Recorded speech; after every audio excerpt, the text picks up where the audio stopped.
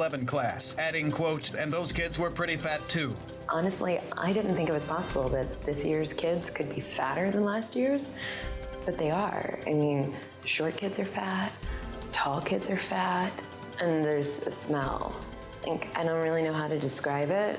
Local dad Michael Carrain navigated several discount travel websites today with a precision reminiscent of 18th century Viennese prodigy Wolfgang Amadeus Mozart composing a symphony. This is the Onion News Network. You're 6 minutes away from a live episode of Free Talk Live, brought to you by freekeen.com. Listen live at freetalklive.com. From Keene in the Shire, the Liberty Media capital of the world, this is Daryl W. Perry, host of FPP Radio News for Tuesday, December 1st, 2015. Silver is trading at $14.21 per ounce. Gold is valued at $1,070 per ounce. And according to BitcoinAverage.com, the average price of Bitcoin is $363. Antiwar.com reports last week the Pentagon announced an undisclosed number of troops had been suspended over the attacks on a Doctors Without Borders hospital in Kunduz, Afghanistan, but analysts reading through the conclusions of the internal investigation say it raises a number of unsettling questions. With the attack shrugged off as a combination of human error and some technical problems, the Pentagon seemingly viewed the matter as closed, but the sheer number of mistakes has many calling the conclusions flat out incredible and suggesting that the Pentagon is intentionally disregarding standard procedures in Afghanistan. The analysts note the official narrative rests on the idea that the attacking warplane had taken off without a no-strike list, then had to dodge a non-existent missile, never corrected its targeting systems, and when ordered to attack a target at empty coordinates, chose to attack the closest large building even though it was out of view of the troops who claimed to be under attack. The targeting system problem is particularly grievous, as indications are it was a trivial adjustment to make, but even all of this could have been mitigated except for a technical failure that left the plane without electronic communication, another in a long line of unlikely problems that, according to the Pentagon, aligned and led to them attacking a site they were explicitly forbidden from attacking. Though the Pentagon seems to have more or less ended the matter with this, it's likely adding to the calls, particularly from Doctors Without Borders, to conduct an international investigation, since the Pentagon's probe is not particularly credible.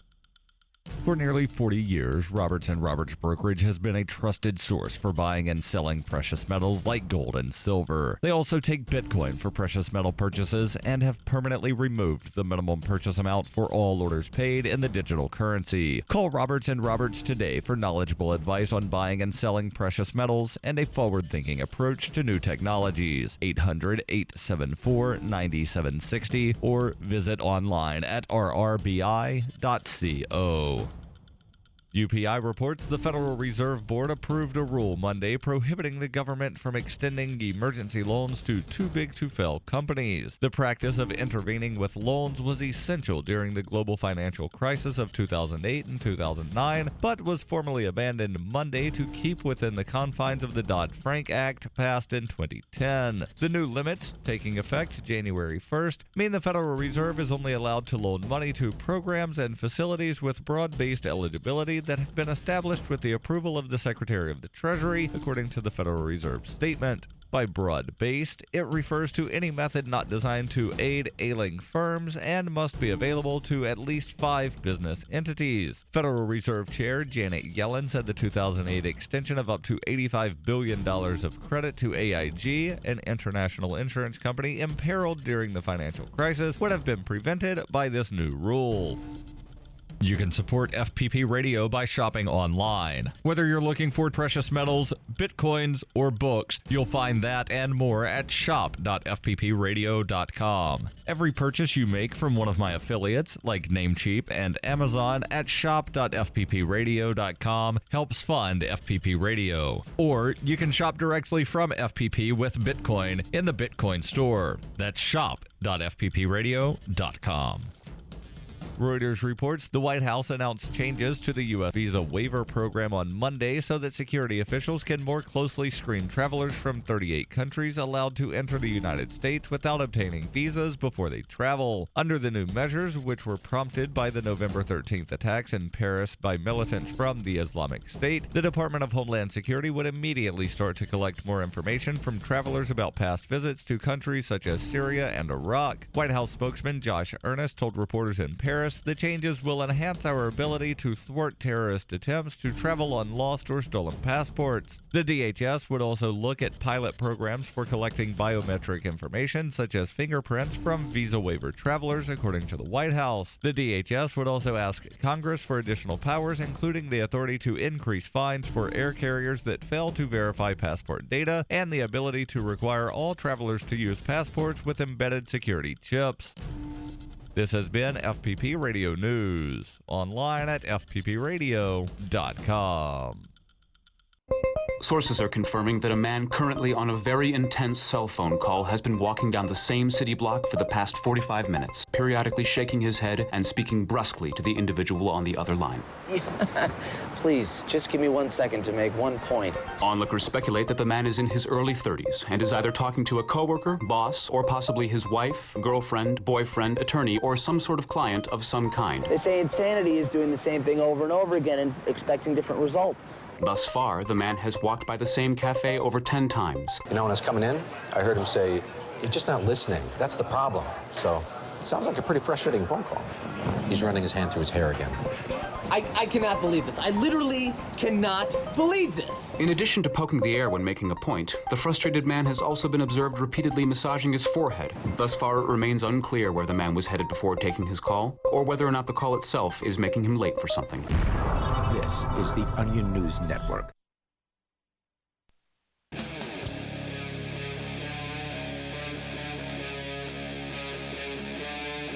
Free Talk Live.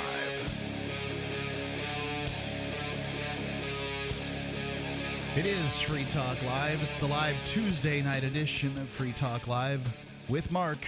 It's Conan. And Conan here. And Ian is somewhere doing stuff. He is somewhere doing stuff. I think that he is at the Cheshire TV board meeting. He's on the board there of the local television station.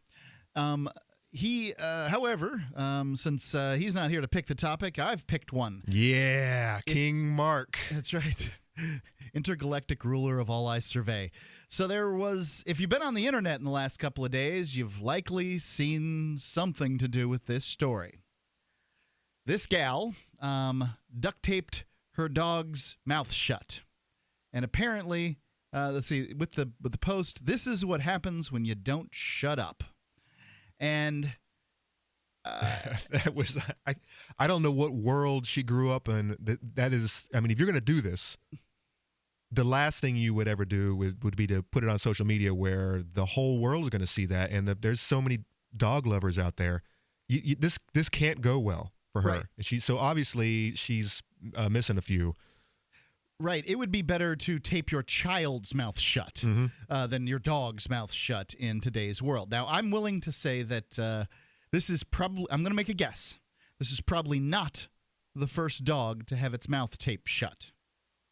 I wonder if she has kids. That's a good question right there, Mark. You just we might need to be fearful of her kids as well. Well, apparently the police have already been to visit her house, and that's what this particular story is about. It's from NBCConnecticut.com, and it's this gal who's accused of posting a photo, and I think that this is her biggest crime. Appears to be posting the photo because abuses. Yeah, she got caught. Abuses happen to animals all across the world and all up and down this country, and people go on about their lives.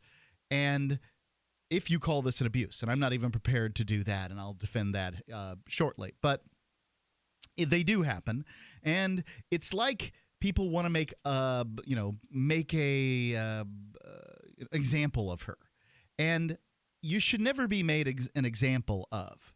You should always be charged with what you've done, right? Not with what other people have done or what people might do in the future. That's not the role. All right, what if this was? All right, what if she was being abusive to this dog, but the actual damage had not taken effect yet? So another, I don't know, maybe she had no intention of removing this duct tape. Okay, so she was going to leave the duct tape on there forever and ever? Yeah. Okay. So 2 days from now, the dog is, dehydrated and about to die. Somebody has done that somewhere, right? Right, exactly. Or let their dog chain up to a tree. But I mean, so that damage hasn't happened yet, but it's going to happen.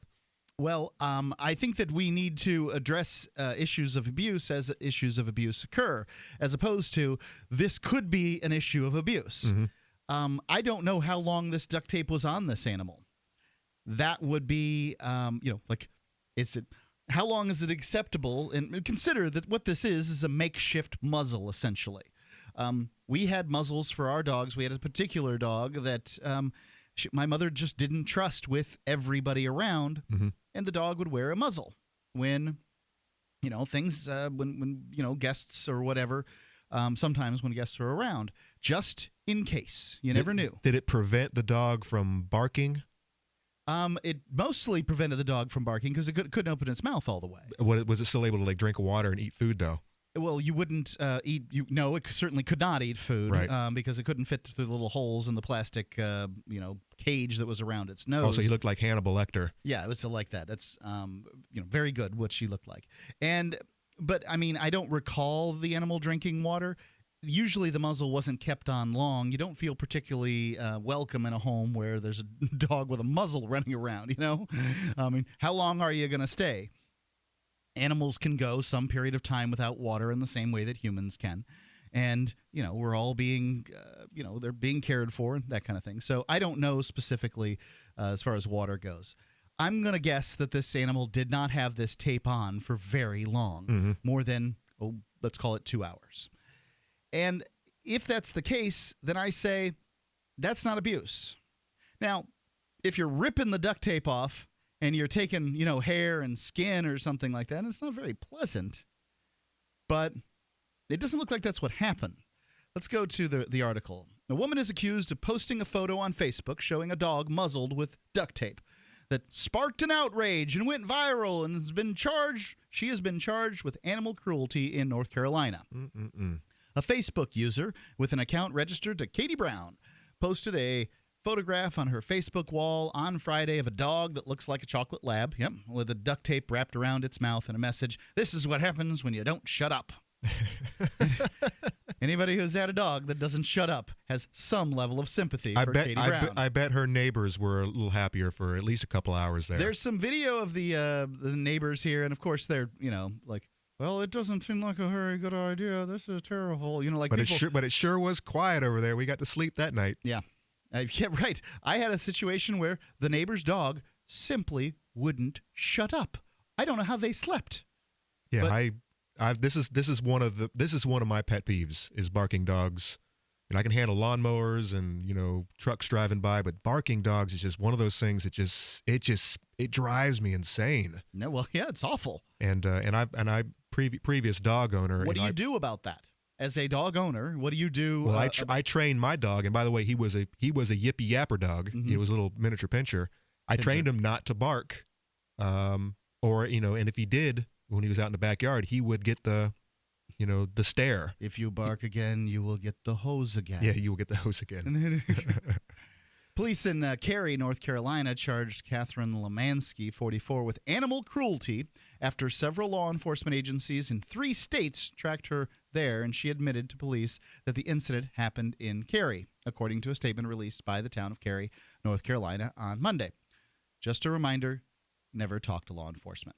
Right. Well, here's the question. Her lawyer would have told her, do not talk to law enforcement. I'm wondering how they were notified. Do you think they were teed off by a Facebook user, or do you think they're monitoring that area's Facebook? Or somebody certainly. This was huge. I mean, this was totally viral. This whole thing, and it's people on either side of it. Mm-hmm. Some people are like, "Well, this is cruelty," and other people are like, "Well, it doesn't have to be cruelty, not necessarily." So going on here, taping the dog's muzzle shut was a terrible decision on Miss Lemansky's part. Charging her with animal cruelty under North Carolina law was the right thing to do. Cary Police Captain Randall Ryan said in a news release. And I'm sure he feels like this is a good thing for his department. But the dog, who police identified as Brown, will not be taken away from Lemansky. Ryan noted, neither will Brown's littermate because they appeared to be well cared for. Now, get this. This dog that this woman is being charged with animal cruelty for taping its mouth shut appears to be, according to the police who charged her, well cared for. At the same time, it's important to also note that our animal control officers who physically examined both Brown and her littermate found the dogs to be very well cared for, which is why we did not and could not remove them from the owner. The dogs are current on their shots, spayed, and microchipped. They are clean and well-nourished and appear to be comfortable in their surroundings. There were no signs of injury to Brown's muzzle, not even detectable hair loss. So, the question is, does it go any further, or should it end here? Well, I think that the police department, just felt like they had to do something. Oh, well, we've got 3 agencies involved here, plus the animal control folks, and they're just following the rules. They're following procedure, right? This is protocol. Yeah, it's got to go to the next level. They can't. These police officers can't. They could do. They can't make. Well, that's where I'm going. I'm playing. They can't make decisions on their own because they're just that this is their job. Well, I want to know what our listeners think, because I suspect our listeners are split just like everybody else is out there. Is this animal cruelty? Because I say it's not. This is somebody's making a poor choice, perhaps, but does it rise to the level of a criminal charge or a violation or whatever this is? Does it rise to the level of the government getting involved? I think that's ridiculous. She got whatever punishment she needed to get by this thing going viral. The number's 855-450-3733. It's 855-450-FREE. Free Talk Live. The new 4th edition of Healing Our World, The Compassion of Libertarianism, will take your understanding of liberty to a deeper level and has over 1,300 updated references, new cartoons, and a foreword by Dr. Ron Paul. With discounts for multiple book purchases, the new Healing Our World is a great gift this Christmas for the liberals, pragmatists, environmentalists, and Christians in your life who think libertarianism is cold-hearted. Get yours today at healing.freetalklive.com and use promo code FTL for a $5 discount. There comes a time when you need custom embroidered or screen printed apparel for your business, organization, or a special event. Corporate Casuals has been helping people create great looking logoed apparel for over 25 years. They can produce a single piece or thousands using name brand apparel like Nike, Patagonia, Adidas, and Hanes. Create your logo in their online embroidery design studio or upload your existing logo and they'll turn it into embroidery. Go to corporatecasuals.com/FTL and include FTL in the order notes and save 5% on your order.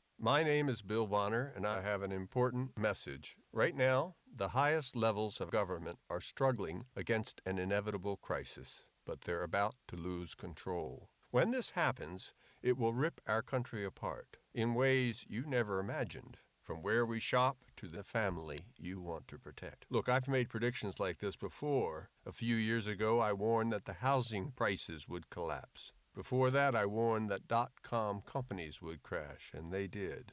Those who listened had a chance to save themselves. But this has nothing to do with the stock market. This will affect us all. I've posted a free video at disappearingwealth.com. Maybe you'll disagree with my conclusions, but first you need to watch this video and see the facts for yourself. You can watch the video for free right now by going to disappearingwealth.com. Again, that's disappearingwealth.com. Money, power, and respect are all yours at CreditSuccessSecretsRevealed.com. Be seen as an industry leader. You can do it. The last application you filled out when it was time to hit submit did your nerves spike. You didn't get the approval you seek, but there's a better way. We teach you exactly what to place into the right systems the right way the first time so you get approved. Get up to $100,000 in instant business credit. Many people will get cash on the spot. Use those two tools in your new corporate credit engine. so you can walk into the bank and get your project funded today. It's all about today at CreditSuccessSecretsRevealed.com. Credit Success Secrets Revealed is explosive and ignites instant results. Dial 1-800-707-8719. That's 1-800-707-8719. 1-800-707-8719. Or just go to CreditSuccessSecretsRevealed.com. You can listen to Free Talk Live on the radio, podcast, satellite, webcam, and our live streams. But did you know you can listen to Free Talk Live from any phone, anywhere?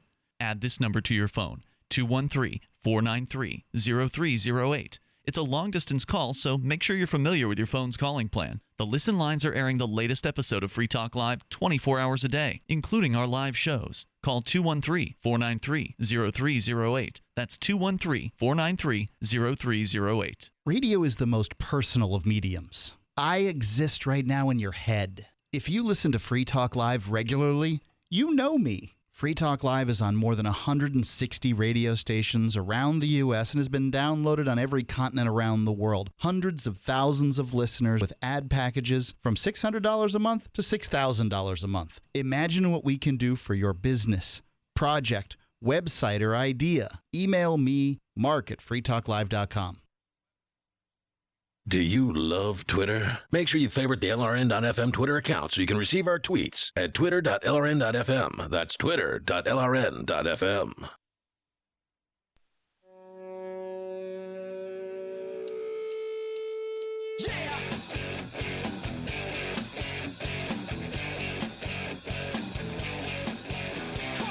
Free Talk Live, Tuesday night edition. It's Mark with you. And Conan. 855-450-3733. That's the number you'd use if you wanted to comment on this story. That's, well... Is it abuse? It's all over. Is it stupidity? Yep. What's going on with this? All over the internet. This woman uses duct tape to duct tape her animal's mouth shut. We don't know how long it happened. She took a picture. She put it on Facebook. Now...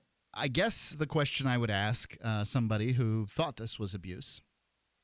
I think we're having some phone trouble, so it may be a while before we take a call. It certainly won't be this. May not be this segment, unless we can figure this out. Unless the board doc can figure it out. So, what I would ask somebody who believed that this was abuse. Now, Conan, what do you think? Taping the dog's mouth shut. Well, coming from the farm community. And dealing with a lot of animals throughout my life, I have seen abuse. Mm-hmm. I've seen abuse too. Sure. I've seen farmers just losing their cool and maybe slapping an animal around. Sure. I've also experienced humanely dealing with animals who are maybe problems or maybe they're meat and they're being prepared to be eaten. You've seen things just I've seen things that most people have not seen. Mess ups, right? Like sometimes when you're dispatching an animal, right? You can. Sometimes things go wrong. Right. This is just plain stupidity. But as far as abuse, no, I don't think so. The woman made a bad decision, and I think the flack she's getting from social media is all she deserves. And guess what? She'll probably never ever do this again. You don't need to fine her. You don't need to take her to court. You don't need to. She's already been humiliated. She's already been made an example of, and the authorities have already come out and said, "Hey, look. The dogs are in good condition. They're healthy. She's obviously been taking care of them their whole lives. She just made a bad decision." Yeah, I think that I don't even know that I go as far as that. Okay, so having your mouth taped shut if you're a dog is not going to be particularly pleasant. Mm-hmm. But neither is coming out and getting sprayed with a hose or a squirt bottle or something like that. Most people would claim that squirting an animal in the face with a squirt bottle to correct it and teach it not to do a particular behavior is just fine. But I can assure you it's not pleasant. No. So the question is can you do something that is not pleasant for the animal if the animal is not harmed? That's my question. That's the question I would be asking. I don't think that muzzle training actually works.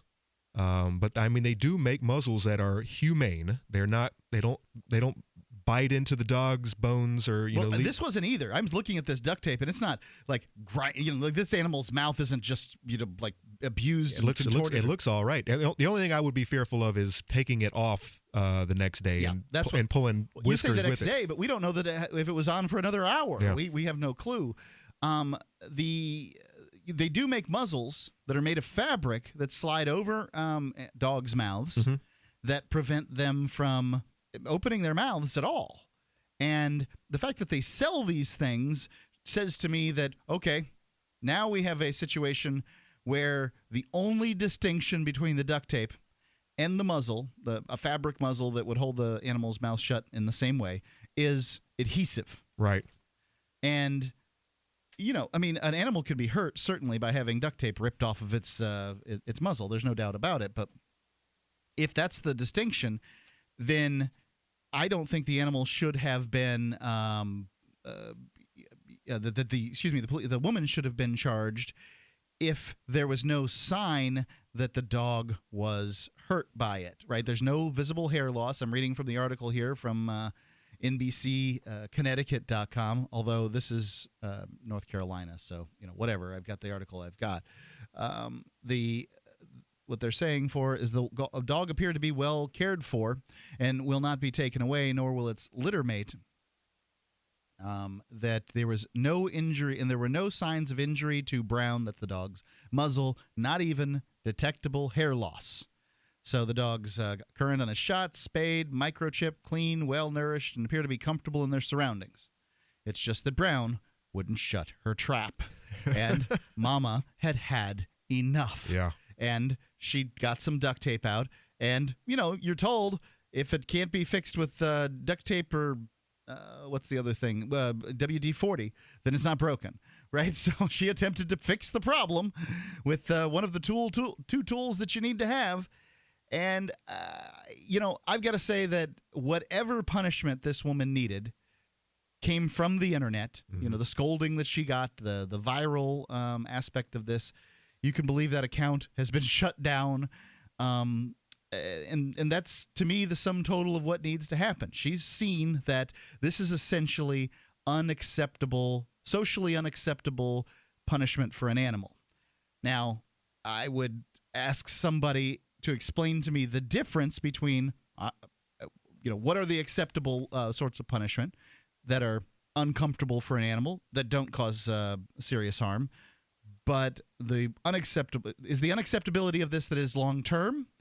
Because I would ask, okay, if you go to the local pet store and you buy one of these muzzles that's made of fabric that they sell right there, so therefore I would assume... Yeah, they're hanging there right next to the electric shock collars. Right, the shock collars. That there's some punishments, or I should say corrective techniques, like striking the animal, squirting it in the face with a spray bottle, putting on a bark collar. These things are less pleasant in the short term, but they're short. So all these things go quickly.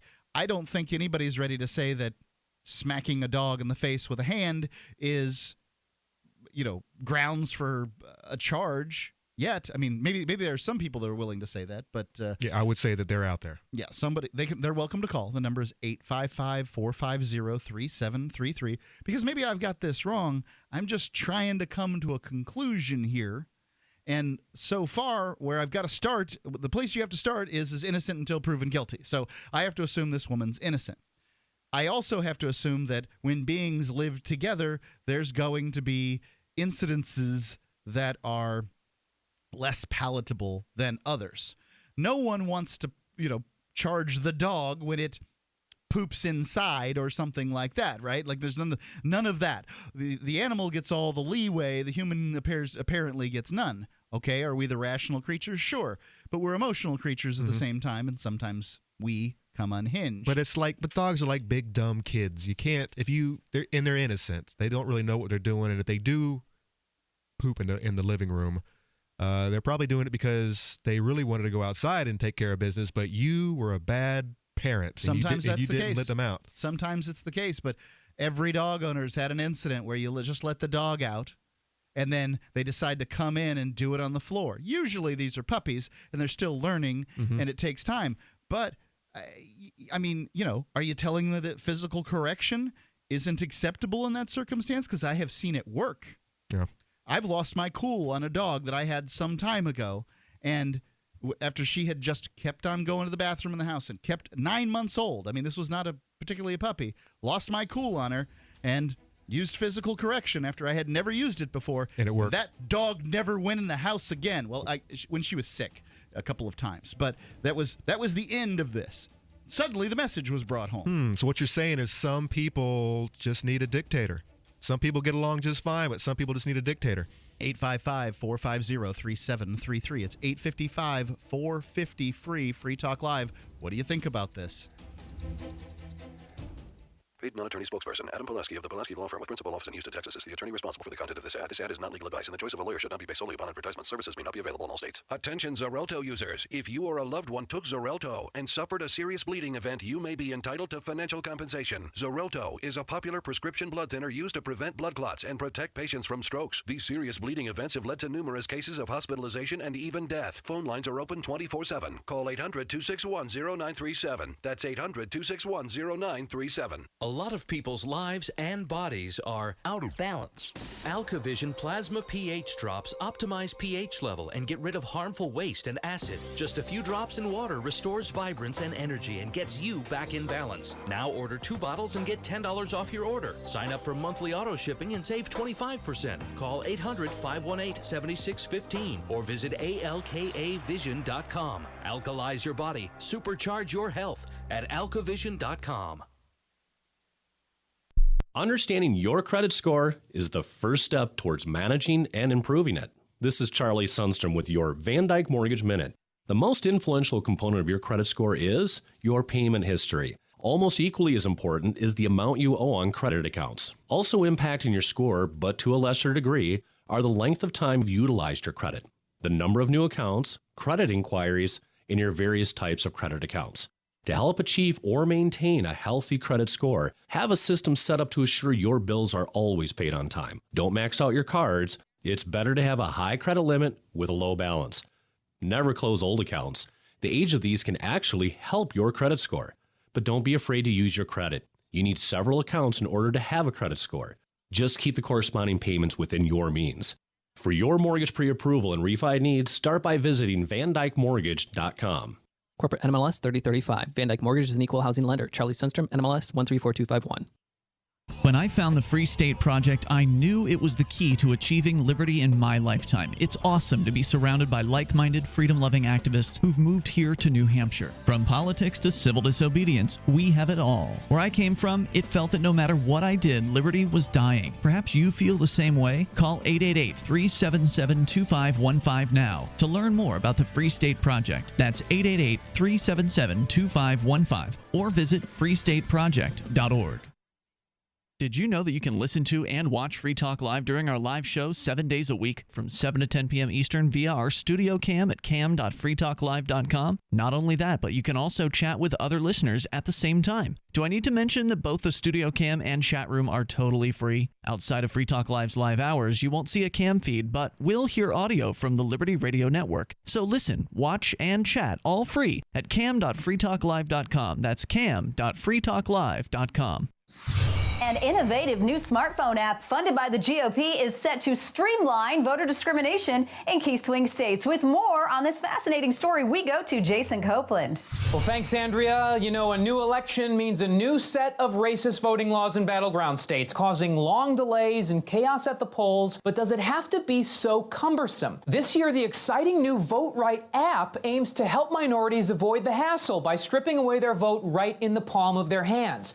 The Vote Right app is incredibly user-friendly. When you register, you first enter a set of personal information and take a photo of your skin. Vote Right immediately makes rash generalizations about you, and these are just some of Vote Right's intuitive new features. Real-time updates on the bullshit red tape preventing you from registering, and even a video of a condescending white woman who will scream at you from the phone rather than in person at the polling station. This isn't a food stamp line, sir. You need ID. This is the Onion News Network. Listen to LRN.FM on any phone, anytime. 213-493-0309. That's 213-493-0309.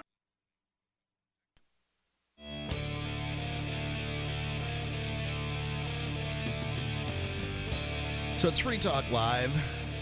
It's Mark with you. And Conan. I want to tell you real quick, if you're going to do some Christmas shopping, that you probably want to do, you want to save some money. I mean, who doesn't want to save money?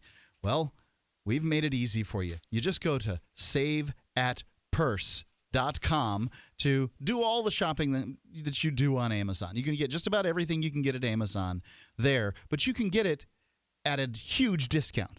Discounts from, they have a sort of a quick discount thing that I think is still 10%. Maybe that was just for Black Friday. So normally it's 5%. You can go check it out, saveatpurse.com. But I've had savings on up to 45%. These are on prices on things on Amazon, which are already cut down as far as the margins can go. And it's amazing to get these kind of sales. I mean, when have you ever heard of a sale at Amazon?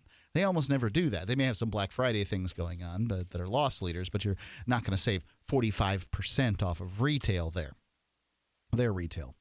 Go to saveatpurse.com and you will, if you buy with Bitcoin. That's really the trick, and that's why you want to get Bitcoins. That's why Bitcoins are becoming more and more popular, and the price is going up. They're becoming more valuable versus euros, more valuable versus rubles, more valuable versus U.S. dollars. You can sign up at saveatpurse.com, save huge money by simply using Bitcoin. Saveatpurse.com. Perhaps this woman who apparently was arrested by Cary, North Carolina police for muzzling her dog with some duct tape. Perhaps she wishes that she had had a regular fabric muzzle on this fateful day when the police showed, when she decided to unwisely post the dog's face to Facebook, so that I guess she's trying to amuse her friends. See, she just wouldn't keep her mouth shut. Brown is the name of the dog. Well, that's what Facebook is for. It's like, what did you eat today? Mm-hmm. How's your day going? What you saw on the way to work, and how did you treat your dog who's barking and about to get you evicted from your rental? You just solved it, and hey, I got to tell everyone about this. Yeah, right. Bad very, move. very bad decision. Very bad. But here's another way to look at it. I mean, maybe she was reading on one of the dog forums about how to make your dog shut up, and someone's like, "Oh, well, you need a muzzle," and she's like, "Well," she goes to Amazon and she's looking at the prices of muzzles. She's like, "These are pretty expensive." I mean, people spend a lot of money on dog products.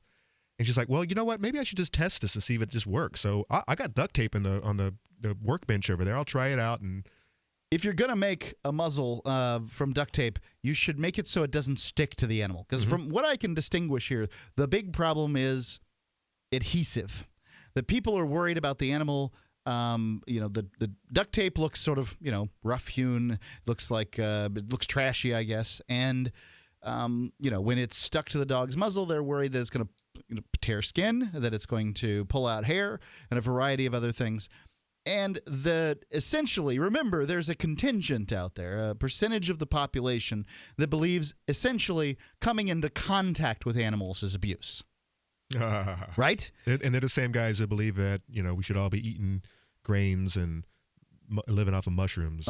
Guys or gals, I would say that the percentage of people that believe that at least is 50-50 male to female. And probably breeding dogs to suit our purposes, whether they be cattle dogs or we want a little small purse dog.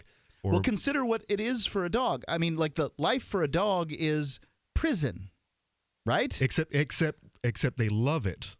They don't. Well, most dogs. They want to get. Oftentimes, they want to get out, but they want to come back when they want to come back, and sometimes they're incapable of coming back because they don't get out very often, and a variety of things. My dog doesn't have it like that, but she does have to deal with. She went out and got ticks, and the medicine we put on her wasn't good enough to stop the ticks, so she has Lyme disease. Ooh. But she does, however, get to sort of roam about and do her thing. It doesn't seem to affect her poorly. But, I mean, not every dog can be owned by somebody who has 11 acres. And I'm sure that there's things about her life that she would like to be improved, from in moment to moment. So, but the average person, their dog doesn't get out of a given geographic area, usually the house and the yard or the house or whatever it is. And that what we call that for humans is jail. Right. So dogs live in a state of confinement already.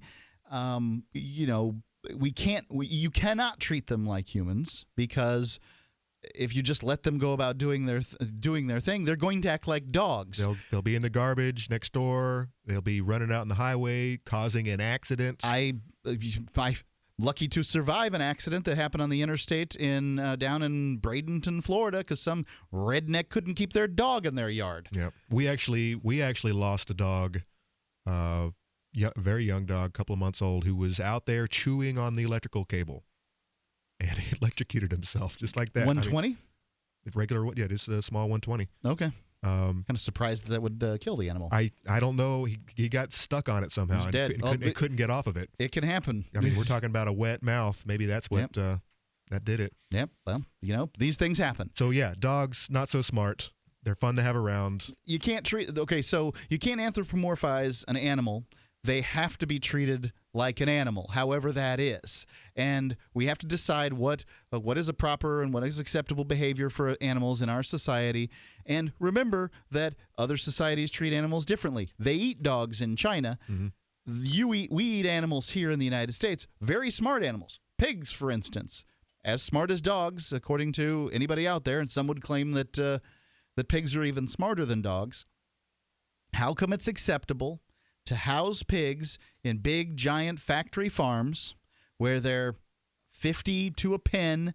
They have to dock their tails so they don't crop their ears so that they don't chew them off of each other. They get fed. They never see sunlight. They, like these conditions would be considered abusive if they were used on human beings, but it's okay to do that to pigs because I didn't see it happen. But you can't tape your dog's mouth shut and put it on Facebook because my feelings have been the jimmies have been rustled. Somebody been rustling the jimmies, and I'm sick of crybabies messing with folks, and that's what this is. This is a bunch of crybabies, from what I can tell. This isn't about animals being treated better. This is about, some police department getting better public relations based on the fact that they've decided to charge a woman with animal cruelty who they say right here in their own reports that there's nothing wrong. The animal was well cared for, as was its litter mate. That there was no visible signs of abuse, that the hair around the dog was fine, that that there's just they didn't take the animals away from a woman that they charged with abuse. Yeah, it should be dropped. Right now, it's just they should not take it any further. It's over as far as I'm concerned. Let's go to Glenn calling in from Pennsylvania. Glenn, you're on Free Talk Live. Hello. Hey. Okay. I'm trying to figure. Bradenton, Florida, redneck? What, everybody south of the Mason-Dixon lines are redneck? There's an awful lot of rednecks in Florida. I'm from Bradenton, Florida, and I can tell you, from the location that these folks were at, Linger Lodge Road, I was born in that area. I grew up in that area. I know what we're talking about here. Yeah. Redneck is a very likely circumstance. And and their dog was running out on the interstate. So, strike one, strike two.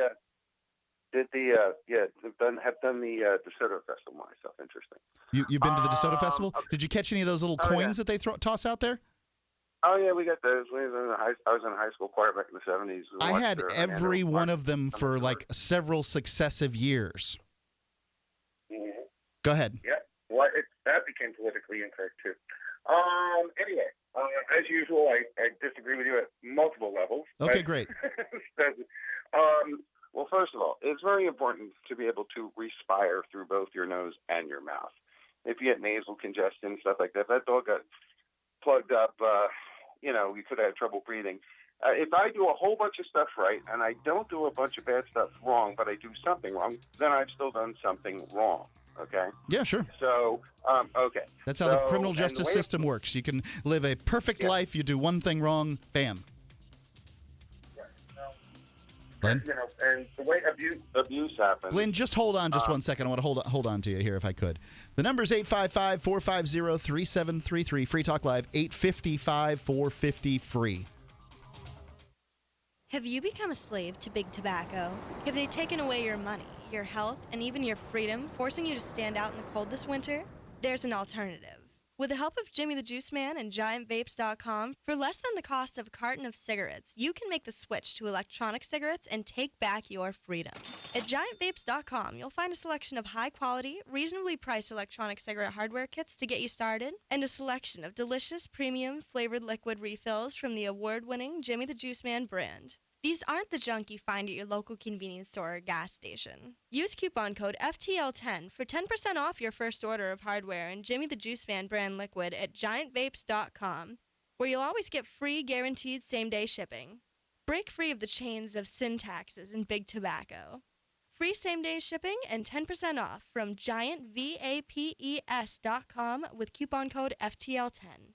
That's GiantVapes.com with coupon code FTL10. Don't complain about your cable bill going up and up and up. Do something about it. Grab a pencil and jot down this special number, 1-855-905-MY-TV. The more cable TV rates go up, the better digital satellite TV looks. Say goodbye to the cable guy and get more of your favorite channels in 100% digital quality for less money. Call 1-855-905-MY-TV. Sign up for packages starting as low as $19.99, and there's no equipment to buy. You get free HD TV upgrade, a free DVR upgrade, and free professional installation. You control what you watch when you watch it. Record your favorite shows, pause and rewind live TV, even skip the commercials. Watch local channels too. At just $19.99, what are you waiting for? Pull out your major credit or debit card. Call 1-855-905-MY-TV. 1-855-905-MY-TV.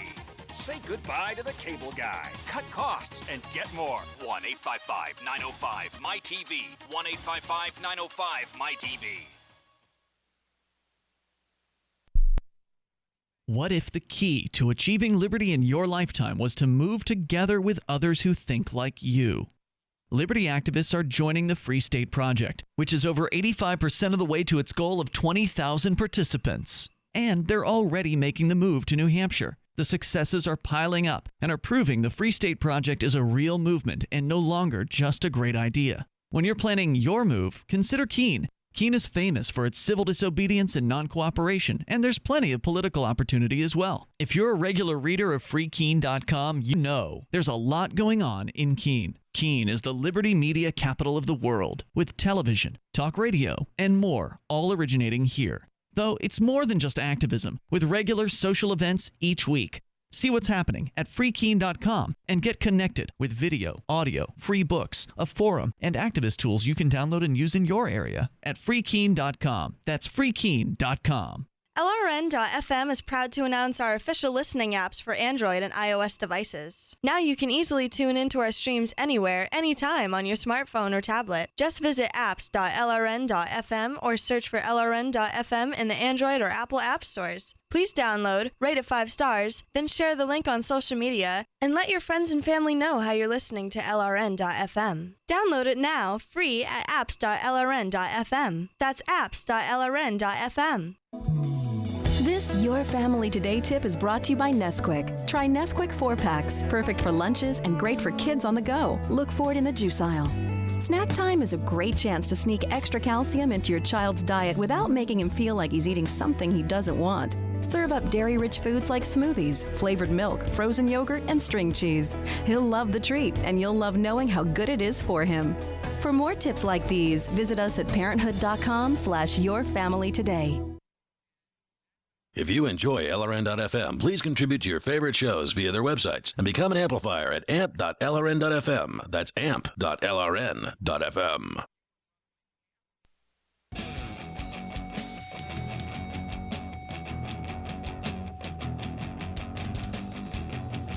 Free Talk Live Tuesday night edition.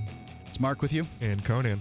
You can give us a call, give your opinion on what's going on here with this woman who's used duct tape to muzzle her dog. And we've got Glenn on. He's gonna give us his take on it. He's gonna school us on proper muzzles and whether they're too tight or whatnot. It's Free Talk Live. You can call in with your opinion. What anybody who uses the internet today really needs to consider safety protocols. One of them that you need to consider is how to anonymously use the internet without your internet service provider storing all your information, selling that to whomever they wish, turning it over to whomever they wish, doing whatever they want. It's basically like the difference between writing a letter that's sealed with a security envelope versus a postcard. You know better. You shouldn't be doing it that way. So the solution is ProXPN. They offer OpenVPN. That's the gold standard of network encryption. It works on Mac, iOS, Android, Linux. Unlike other VPNs, ProXPN keeps no logs of your activities. So if you're torrenting or whatever, you don't have to worry about what it is that you – because, there's all kinds of things that you can torrent. It's not all pirated stuff. But ProXPN makes it easy. They've got more servers around the world, greater speed, security. They've integrated Nonkly.com to mask your emails. If you get that premium account that we're talking about here, they accept credit cards and even Bitcoin. If you use the code FTL50, you get 50% off the regular monthly price for the lifetime of the annual account. And that can end up being cheaper per month than a good cup of coffee. Use the internet the way it should be used. Go to ProXPN.com now. Use the code FTL50 and take back the privacy that is your right. Let's go back to Glenn calling in from Pennsylvania. Glenn, you were telling us about sort of what's acceptable in the area of muzzles for dogs and what isn't. Well, yeah. That's just muzzle. First of all, the whole concept of abuse. I think you guys know I'm a nurse by trade, right? So I don't know anything about you, but I'll take your word for it. Well, we've spoken many times. Okay, great. I have alluded to it previously. Okay, so when you look at how abuse happens in moments of anger, weariness, frustration, stress. Couple that with a bad judgment, and bad things happen. Sure. Okay, so you're gonna have somebody who does a whole lot of things right, almost nothing wrong, and then something horrific happens. Right. Okay, when you couple. Okay, so the thing, my big problem with the duct tape thing is, a muzzle does not prevent a dog from respiring through his mouth, breathing through his mouth. Okay, the duct tape. I don't know if I agree with that. I'm looking right now at Amazon.com, and I'm seeing all kinds of fabric muzzles that hold the dog's mouth shut. They don't hold them like that shut. Okay, I've had a greyhound work with dog muzzles and stuff of various sorts, plastic ones, the little loop ones that go over the head, the cloth ones. They don't prevent the dog from, even if they're somewhat restrictive in how much you can open, it does not prevent the dog from respiring, breathing through its mouth. Okay, so and we have had a guy around a groomer around here who had a barking dog, whacked the dog in the throat. The dog died. The place got picketed and stuff like that. What do you thwack it with? His hand. Wow. So this is where I used to take my cat to get groomed, and I just continued taking my cat there because the guy didn't even get rid of the offending groomer. So, they were, like I said, there were protests and pickets in front of the place and everything. Yeah. That's going to happen when it comes to animals, because people love animals. The duct tape is if you have a behavioral problem with a dog, this is part of the expense of owning it. You should consult a behavioral specialist, a trainer. You can look over and ask about things like muzzles or those collars. A lot of people think the collars are inhumane. I personally do not agree. I had a friend who had a Chesapeake Retriever whom he was able to train really, really well with one of those shock collars, because you're coupling the collar. The collar, you use voice commands, you use the beep on the collar, and then you use the collar set to the minimum effective shock. When you do it. So after a very brief period of time of responding, if the dog's really being annoying and it gets the shock, it's like, okay, now you have my attention.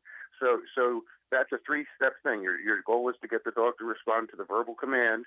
So you're giving the verbal command, then you're giving the beep as a warning, and then you give the least possible shock. My friend's dog, would have been killed if it had run out on the roads near the house where they lived and stuff. He was able to control its behavior, its barking, and the dog adored the guy, and it was a very judicious person and used it very reasonably, and had great results training a dog with that. So, Glenn, so you mentioned that you do all the right things, but then you do one wrong thing, and it sounds like this lady, she's doing all the right things for a dog. They're healthy and all. She made this one bad decision. Right. How do you think it should be? How do you think this should be handled? Well, I think, basically, if they ascertain that this is not acute or fine, if she's learned her lessons, like, okay, I won't do that anymore, that's fine. The dog may need some training. Barking dogs are problematic, and so she needs to find a way to, a proper way. A lot of people, people just train. Don't go to the effort to learn how to train. They the just dog chain not them to bark. their back porch and just let them live. No doubt about that. There are absolutely, animals that get more care and less care, in this country, and that, I don't like it particularly either. But I guess what my question is this abuse, or is this an aesthetically displeasing way to correct an animal? No, I consider it abusive because it could have potentially, if the dog had gotten stuffed up in the nose, or if the tissues had swollen in the nose, the dog could have asphyxiated. So if it was on long enough, but we don't know how long this happened either. No, if it happened suddenly or an allergy or something like that, you don't know. Animals die every day. Are you a vegan? No, that's immaterial. It is not immaterial. I will point. To this context of this discussion, it is. That's a different question. That's not this question. Okay, that's immaterial to the context of this question. Well, we're either for abuse or against abuse, right? I mean, Look. We're not discussing the problems of all of man's interactions with animals. We're discussing this situation. Okay, fine. So and you claim that this is abuse. Abuse has to be rated on a sort of a scale, right? Like, so it either reaches the level of abuse or it does not reach the level of abuse. You call it mild abuse, great. I would say that it is something less than mild abuse. And what I'm saying is that we participate constantly in abuse towards animals, in that we interact with them all the time, and no one says anything about it. We're not trying to solve all the problems of the world. We're trying to solve this one. By the way, I disagree with you about this, the making of examples of people. The reason why a lot of communities have the DUI, blotter on the local cable access channel, or the reason criminal verdicts are a matter of public record, to be a dissuading influence on others. So yes, when things are done to punish people, it is a matter of making an example. So it's like, hey, I don't want to have what that person happened to that person happen to me, so I'm not going to do that. Well, if you understand that there's a punishment for bad action that is different than punishing someone severely so that other people don't do it in the future. No, it's not. It's not a matter of severity. It should be appropriate, but also public record is okay. I'm not claiming the public record is not okay. No. No, you don't punish someone severely as an example, but that's what it means. Make an example of people. That's what that statement means. Yes, it does. That's not what that means. No, making an example, you assign the appropriate punishment, and you make an example. Like when Tommy is appropriately put in timeout in kindergarten, okay, it's an appropriate punishment, but it's also an example to the others, okay? It can mean what you're saying, but it doesn't have to. I think as it is used in popular nomenclature is that it means. Well, it depends on it. Okay, so now my whole argument is blown up because you disagree with my pronunciation of the word nomenclature. So no, ridiculous. Look, man, I'm going to pronounce it nomenclature, Glenn, and I don't care what you think. Go ahead. You got his attention, Mark. You're from Bradenton. You're a redneck. Of course you're going to say it wrong. You and Alex Jones. I am. I'm a Yankee. Yankees came down to Bradenton. I was born in Sarasota Memorial Hospital. Wow! So you've seen the humongous Bradenton Sarasota International Airport. Yeah, well, somebody has to fly from Canada. Okay, so you said this is minor abuse. Are we at a break? Yeah, we're at a break. Thanks so much for the call, Glenn. Okay. Yeah. So, I think that what to make an example of somebody means is to, punish them severely so that they so that nobody does it again, as though this works. Yes, obviously, you don't not punish someone because other people won't, see it or something like that. But mercy takes a role, and I think in this case, this woman received all the punishment she needed in that she got a lot of feedback on social media for duct taping her dog's mouth shut. It was a bad choice. It's a bad choice from the standpoint of aesthetics, would be my opinion. 855-450-3733. Free Talk Live. Currency is too important a thing to be left in the hands of government bureaucrats, especially when billions of dollars can be created with the swipe of a pen. Overstock.com supports the cryptocurrency movement because it returns the power of an inflation-proof form of money to the people where it belongs. Did you know that you can use Bitcoin to pay for anything Overstock.com sells while enjoying free shipping on orders of 0.211 Bitcoin or more? If you support freedom and the cryptocurrency movement, you should support Overstock.com. Are your kids spending too much time online? Are they gaming instead of doing homework? Are they on Facebook instead of sleeping? Turn their internet access on or off when you want for free at webcurfew.com. 100% web-based interface means nothing to download, install, or configure. Web Curfew is free and controls any device using your home network without slowing down your internet. Block all adult web content with the click of a button. Don't let the internet raise your kids. Take back control of how and when your home internet is used for free. Visit webcurfew.com. This is your Robertson Roberts Brokerage Daily Precious Metals Update. In early trading on Tuesday, gold is up $3.80 at $1,069 per ounce. Silver is 11 cents higher at $14.23 per ounce. Bitcoin is trading at $362 US. Use coupon code PEACEONEARTH at checkout and help support antiwar.com. Buy silver and support peace at the same time. Call Robertson Roberts at 800-874-9760 or online at rrbi.co.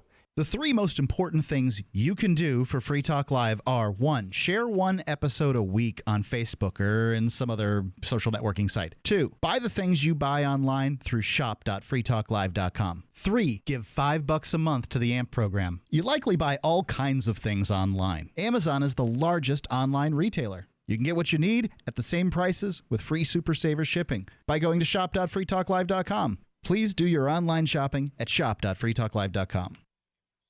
You're listening to the live edition of Free Talk Live. Hour number 2 is next after the news here on the Liberty Radio Network at LRN.FM. From Keene in the Shire, the Liberty Media capital of the world, this is Daryl W. Perry, host of FPP Radio News for Tuesday, December 1st, 2015. Silver is trading at $14.21 per ounce.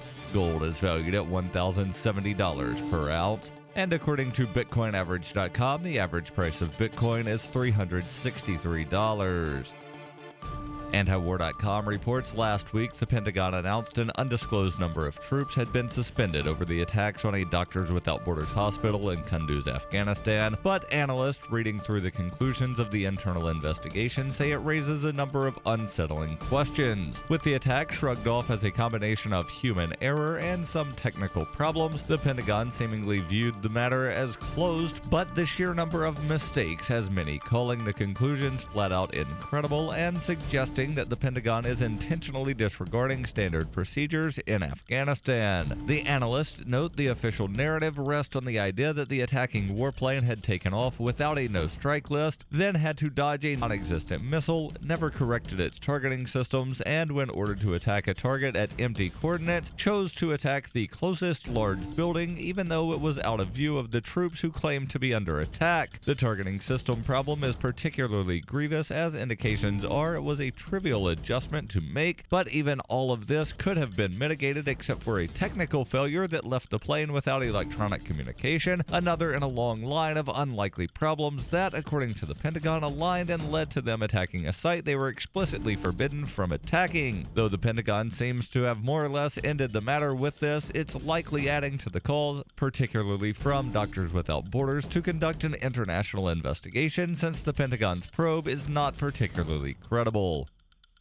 For nearly 40 years, Robertson Roberts Brokerage has been a trusted source for buying and selling precious metals like gold and silver. They also take Bitcoin for precious metal purchases and have permanently removed the minimum purchase amount for all orders paid in the digital currency. Call Robertson Roberts today for knowledgeable advice on buying and selling precious metals and a forward-thinking approach to new technologies. 800-874-9760 or visit online at rrbi.co.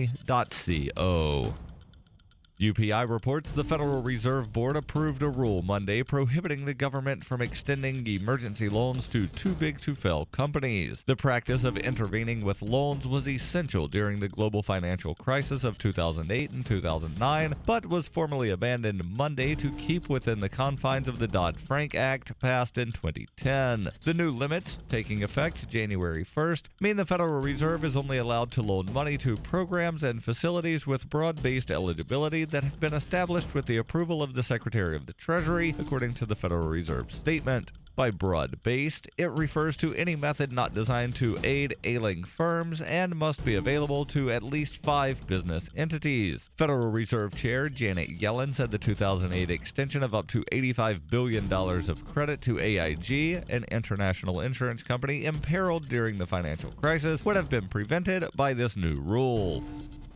You can support FPP Radio by shopping online. Whether you're looking for precious metals, bitcoins, or books, you'll find that and more at shop.fppradio.com. Every purchase you make from one of my affiliates, like Namecheap and Amazon, at shop.fppradio.com helps fund FPP Radio. Or you can shop directly from FPP with Bitcoin in the Bitcoin store. That's shop.fppradio.com.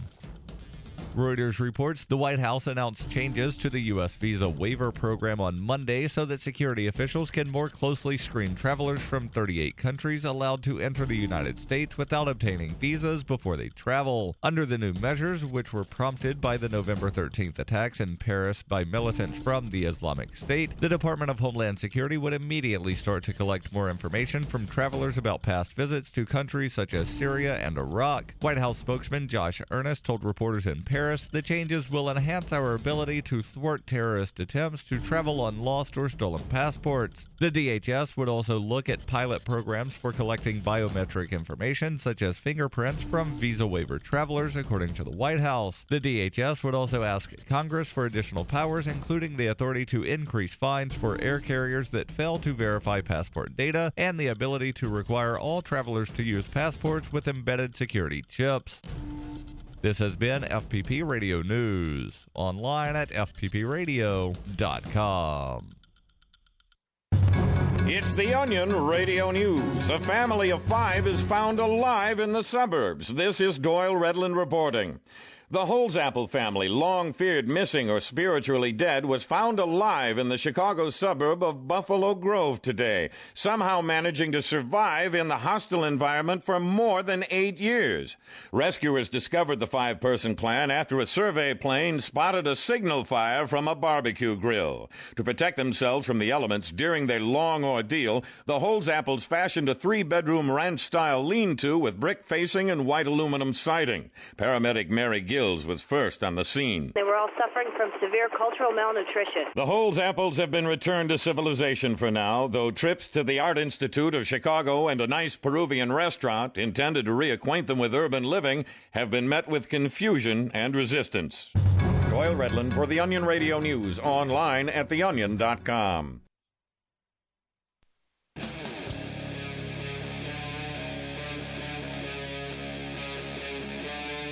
Free Talk Live.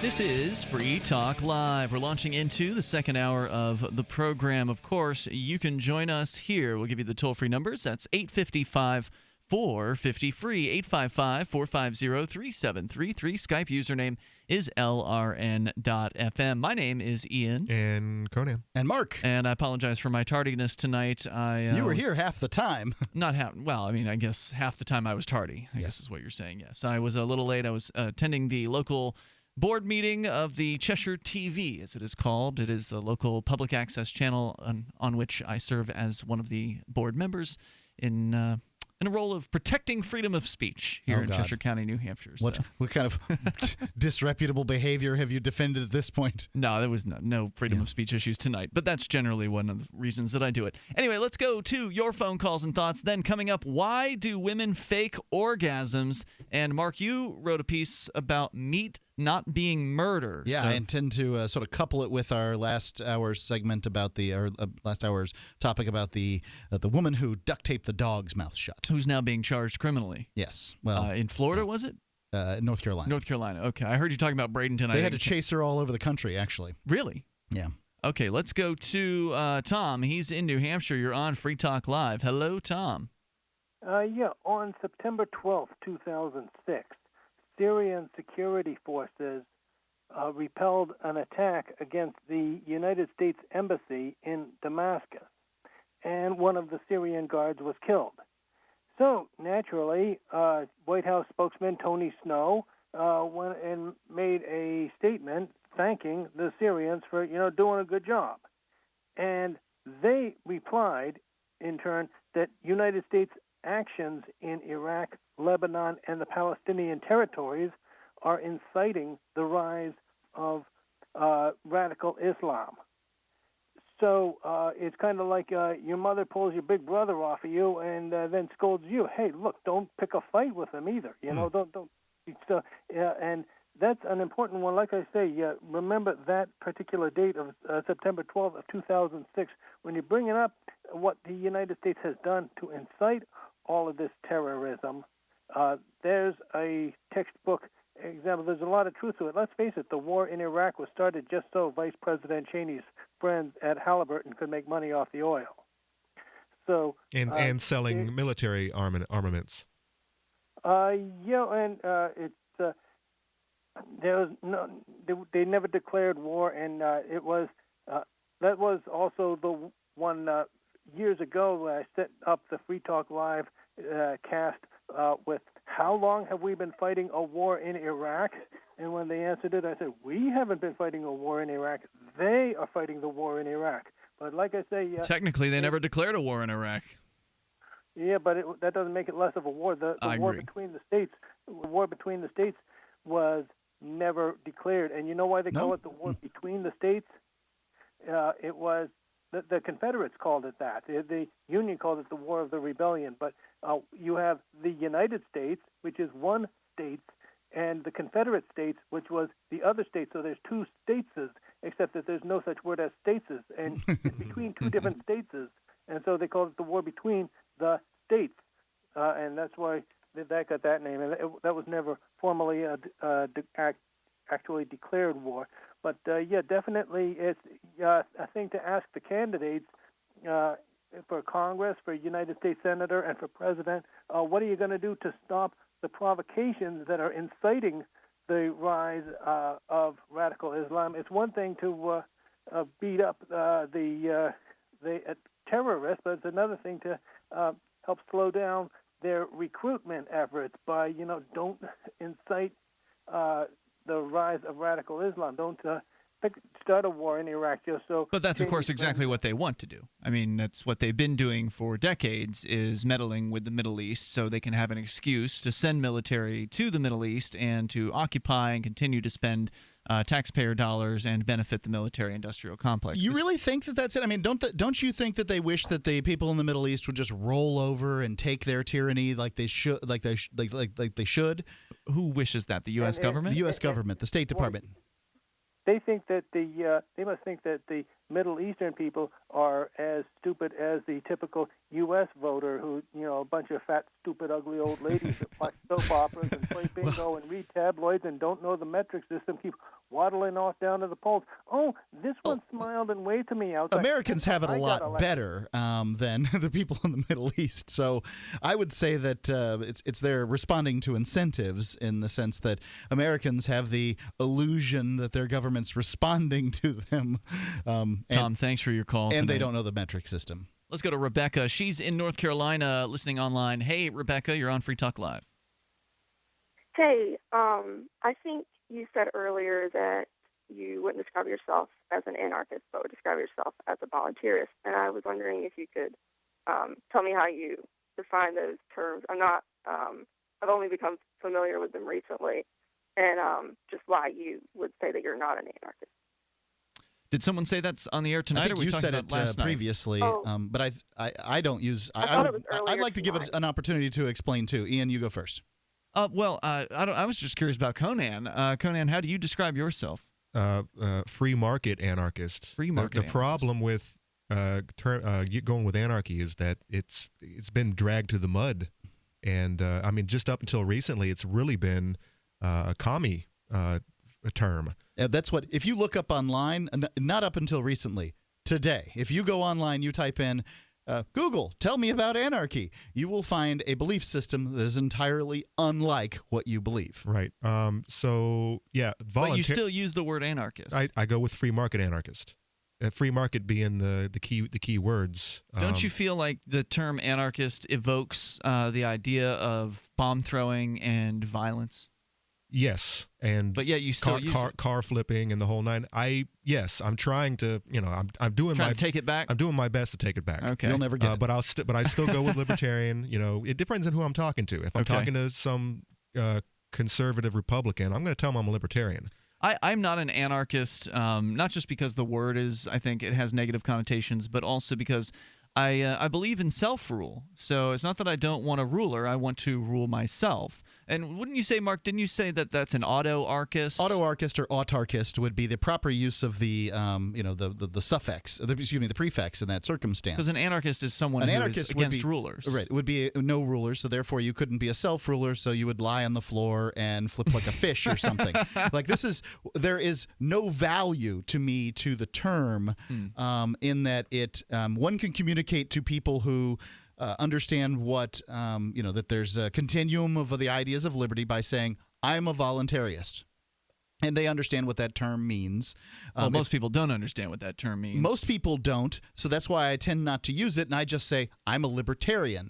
Plenty of people don't even know what that means either. And look, you can't fix stupid. And then you've got it's not stupid, it's ignorant. Okay, fine. And that's people don't understand what that term is because there's folks out there like these other talk show hosts who love to call themselves libertarians when they're not even a fraction of a libertarian. So I like the term voluntarist because I think people don't know what it means, that means that they're open to finding out what it means. And the meaning is very, very simple. Plus, it defines a belief system in a positive way. So instead of anarchist, which is what you are against, what you are not, you're defining yourself by what you aren't interested in.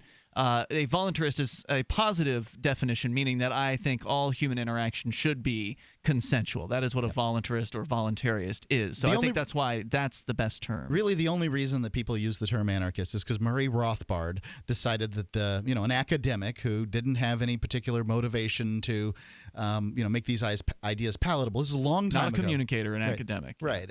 He decided that let's use the term anarcho-capitalist and try to co-opt the term anarchist, which basically means a communist.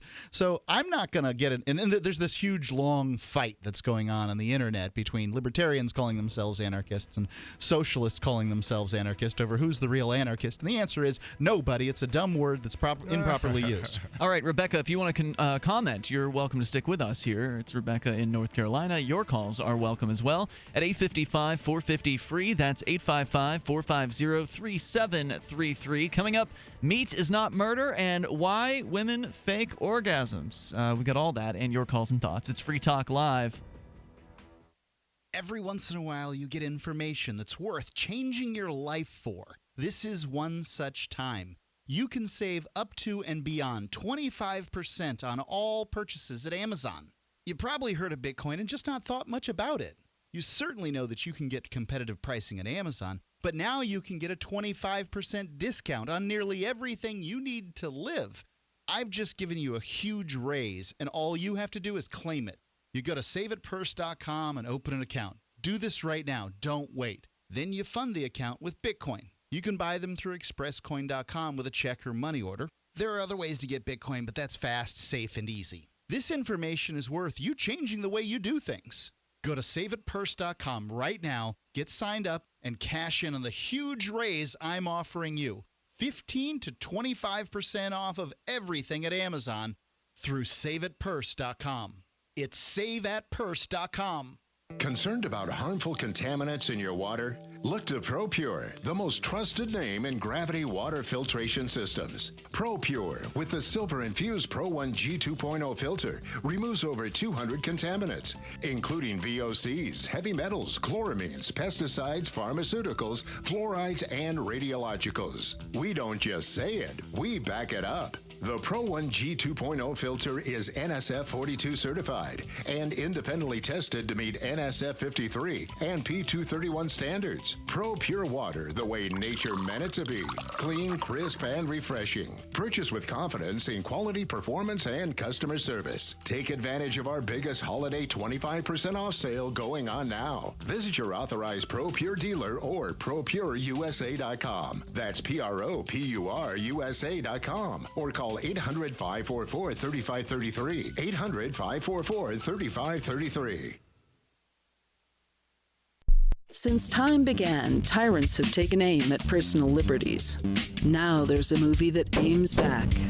The government has no more right to tell us what to put in our bodies than they have to take our guns or tell us what books we can read. 6 drug police were eaten by bears while raiding a marijuana farm. On your knees, you dirty hippies! Jesus. On your knees! What's the problem, officer? Today, many cops who enforce pot laws do so only because it provides them with cushy jobs, good benefits, and a chance to push people around. I was an undercover narcotics officer. The drug war is nothing but a farce. The Second Amendment says you got to keep you and your gat intact. Guns and Weed, The Road to Freedom. A film by Michael W. Dean and Nima Vadadi. DVD available now at gunsandweed.com or on Amazon. That's gunsandweed.com. Makes the perfect gift. Remember, that's gunsandweed.com. If you want to know the latest about Free Talk Live before we go on the air, all you need to decide is how you want it delivered. It's your choice. Visit news.freetalklive.com. You can get emailed announcements and participate in contests via our email updates list. Plus, we have a Twitter account that you can follow and a Facebook page where you can become a fan. So visit news.freetalklive.com to get news about Free Talk Live as soon as it's announced and the way you want it delivered at news.freetalklive.com. That's news.freetalklive.com. Are you a political activist who does things that the government might not like? Then this free ebook may save your life. Rats is your guide to protecting yourself against snitches, informers, informants, agents provocateur, narcs, finks, and similar vermin. Rats was written by OG libertarian Claire Wolfe. Rats is a short book, easy to read, and available free in many formats. Download Rats free at rats-nosnitch.com. That's rats-nosnitch.com. You can put the Liberty Radio Network on the air in your area. Visit broadcast.lrn.fm to learn how. Broadcast.lrn.fm.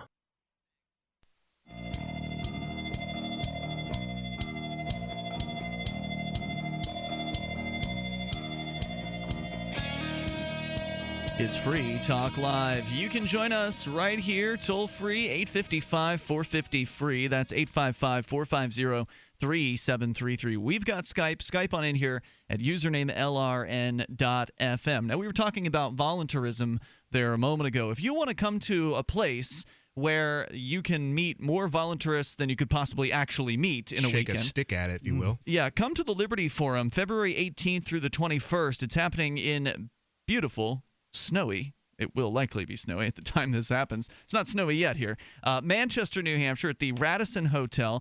The tickets are supposed to be going up in price on December 1st. That's today. But I did just go and check NHLibertyForum.com. It's still listed, at least on their site, as the $99 basic ticket. So it's still the early bird price, although they could raise it at any moment. And you know they're going to very soon because they just announced what I consider to be the biggest speaker that the Liberty Forum event has had in a decade. Now, they've had Ron Paul in the past, and in my opinion, Ron Paul was... They had John Stossel. Stossel's pretty big, no doubt. I think Ron Paul's probably the biggest speaker they've ever had until 2016. Did you guys hear the news? Oh, yeah. Edward Snowden is going to be speaking, not in person, because he'll get arrested if he comes back to the United States.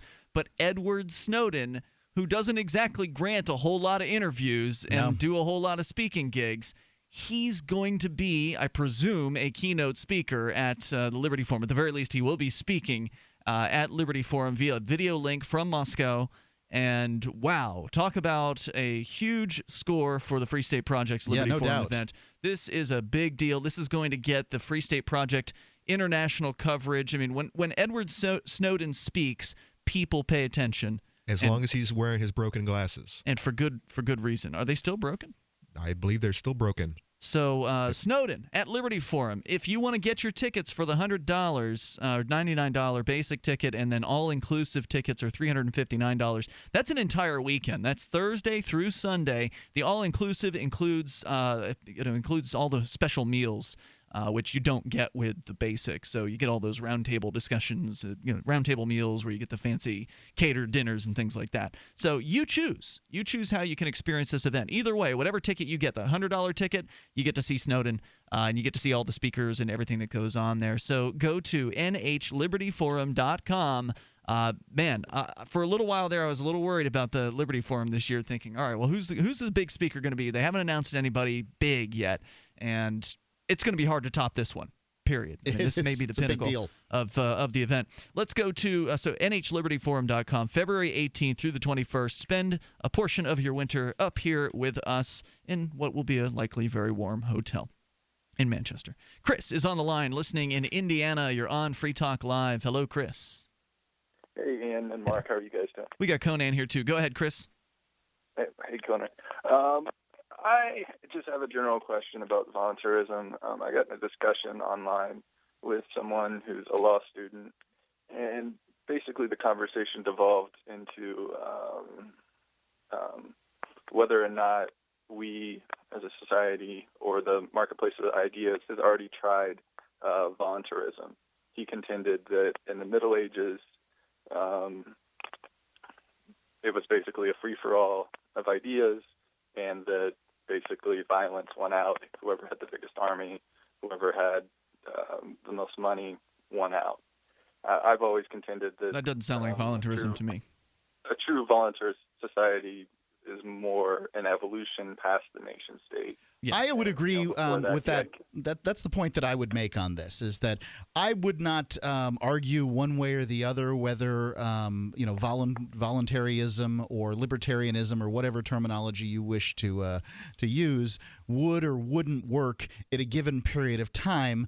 It's certainly possible to show that, say, in medieval Iceland or in certain areas in Southeast Asia or different Polynesian islands that some form of voluntary association existed in ways that we can look at. Like you can look at every society, you can pick out things that fit into our philosophy of human freedom, our philosophies of the ideas of liberty, and show that, hey, look, our ideas are the right ones. Now we'll never know until somebody stops pointing guns at us and demanding our money and demanding that we play by their particular rules. Yeah, as long as that's happening, you don't have voluntarism. Until such time as a person can individually secede their property from an organization calling itself the government, until such time, which you can kind of do that in Liechtenstein today, but regardless, you should somebody should read The Nation State in the Third Millennium, written by their prince. But the idea that that it could have that we tried that once 600 or 800 years ago and it didn't work, so it won't work today. Well, things have changed. Belgium exists next to Germany and France.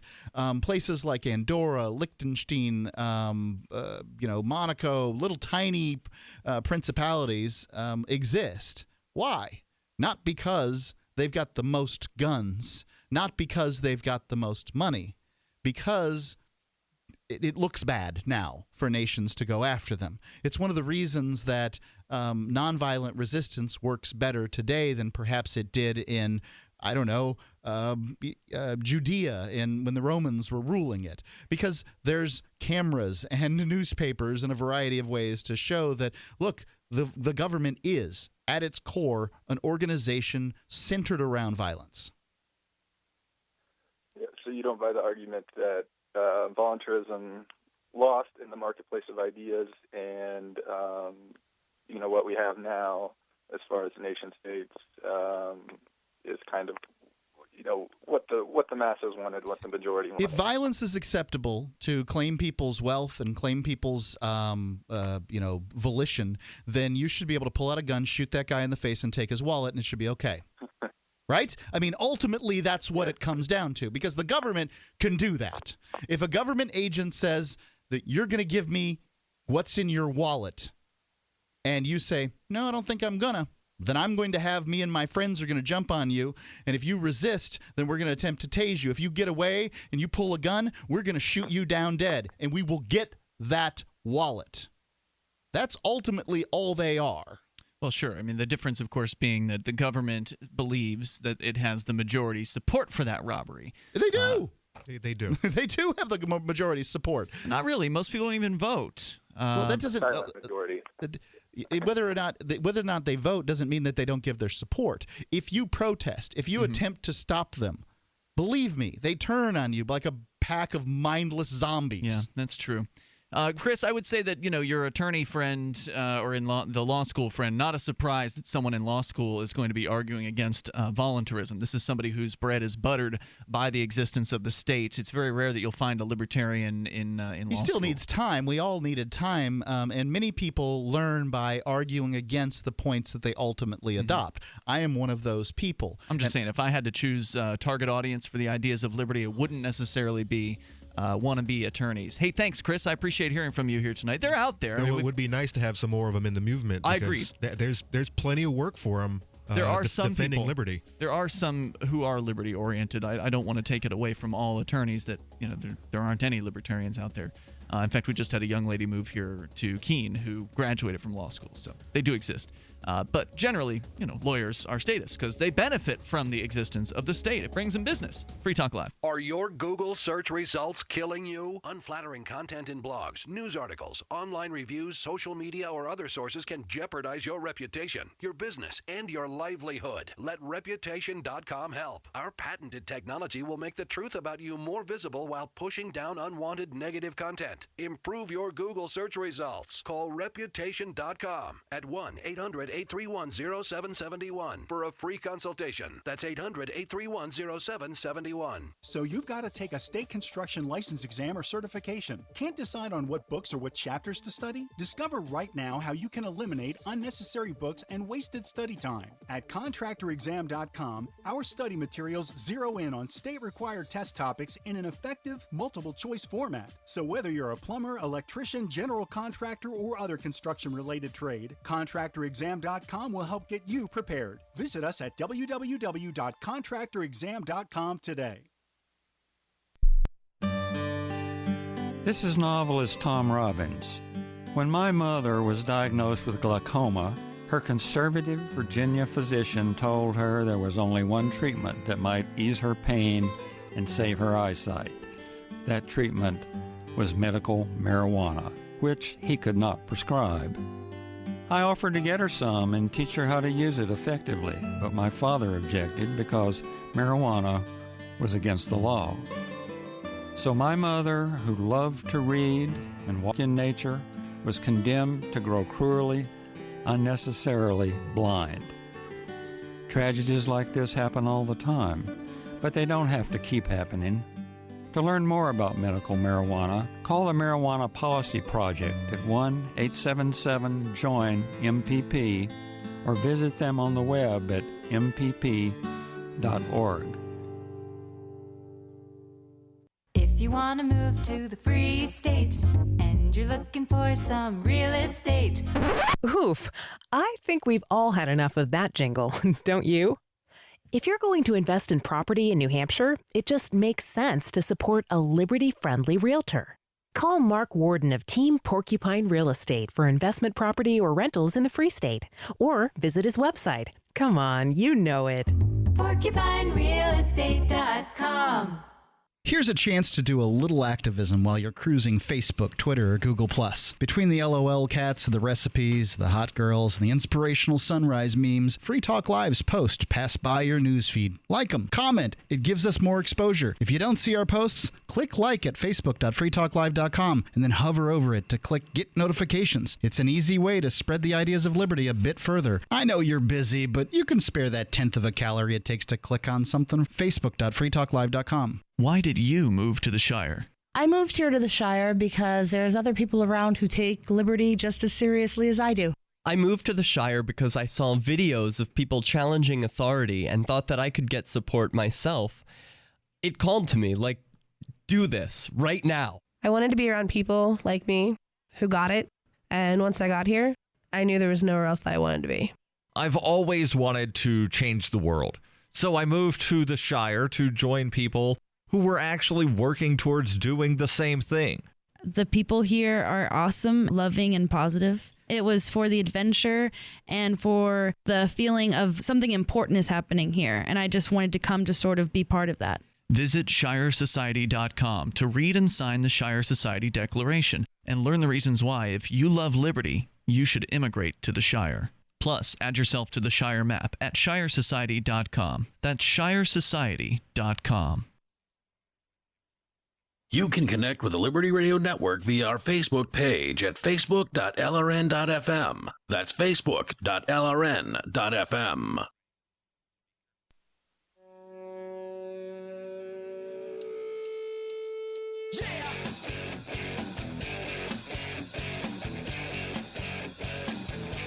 Free Talk Live. Join us here toll free, 855-450-FREE. That's 855-450-3733. We've got Skype. Skype username is lrn.fm.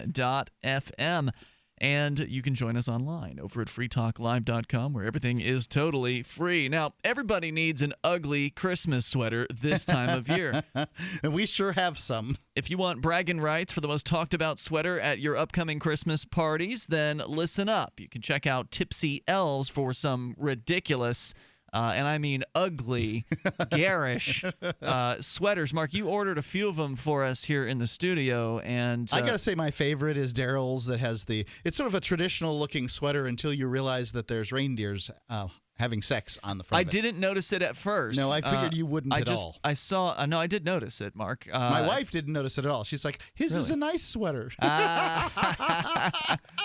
No, I did. What I noticed first when Daryl was wearing the reindeer sex shirt or sweater, I guess, was that it was very tacky. And then I looked, as I continued to observe it, because it is an eye-catching sweater. I mean, you're going to notice this thing. Then I noticed that there were reindeer having sex on it. So go and you can try that. It's pretty cool. Yours was also the one you got for you was it says Jesus Birthday with Boy. Jesus with like a balloon, and it says Birthday Boy, and he looks really excited. Yeah. Very cool stuff. The one that I was wearing that you got for me without any of my input was an elf. Yeah, little Santa's little helper sweaters. I wanted I went on their website, by the way, which is tipsyelves.com. And there would have been one I would have picked out, Mark, had you given me the bother to give me the opportunity. You aren't supposed to get the one you want. That's not the point of this. So wait, who picked yours out then? I did, but I picked out one that was ugly. Well, they're all ugly. I don't know if you've been to tipsyelves.com. They're very interesting. Yeah. So I would have wanted the one with a cat with the laser eyes. I thought that one was like kind of cool, but also very ugly. So while you're shopping for your ugly sweater, you can check out their other holiday and collegiate attire for yourself or as a gift, like the adult onesies. And these things are amazing. You can go there and get 20% off by using code FTL at checkout at tipsyelves.com. That's 20% off anything that you order on the site, tipsyelves.com. Don't forget to use code FTL at the checkout for that 20% off site-wide discount. As we continue here, you can join us. The toll-free number, 855-450-FREE. That's 855-450-3733. Whether it's the dog being muzzled, you still want to comment on that, you're certainly welcome to do so.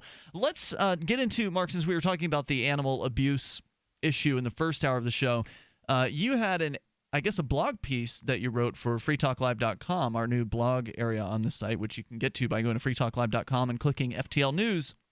What is it? It's about meat is not murder. Is that what you're saying? Because there's like a campaign by, was it PETA that says that it is? Well, I mean, it's an old saying. There's a Smiths album actually back in the day from Meat is Murder, and is that a punk band? Well, new wave maybe. Okay. I think twee is the term that they used to describe it back then, but whatever. It doesn't really make a difference. The idea, the meme that meat is murder has been coming along for a long time. And it's not that I've been in some kind of stalwart defender of the eating of meat. I guess I have. You kill pigs as a hobby. Well, I wouldn't call it a hobby, but yeah, you raise and slaughter pigs and turn them into meat. I do that. Yeah. Now it's not a business, so it must be a hobby, right? Yeah, and obviously the title's intended to get It's a tasty hobby, Ian. Oh, it is. I'm not saying I have a problem with it, but So for me, I've been trying to discover for myself. I really have. What are rights for humans? Do any of those rights, transpose to animals? And I don't know the answer, but I'm slowly figuring things out. And this is, part of that journey. So I say no, animals don't have the same rights as humans. What if they have personality like a dog or a cat?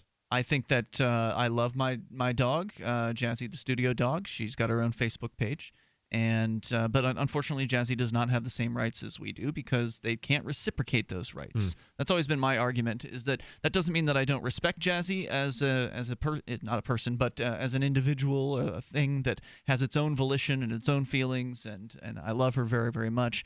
So I intend to do my best to protect Jazzy, but ultimately, she's not a person. She doesn't have the same rights. Do those rights transfer to you? For example, if say the neighbor was to kick Jazzy and do damage to her, does that damage transfer to you? Can you?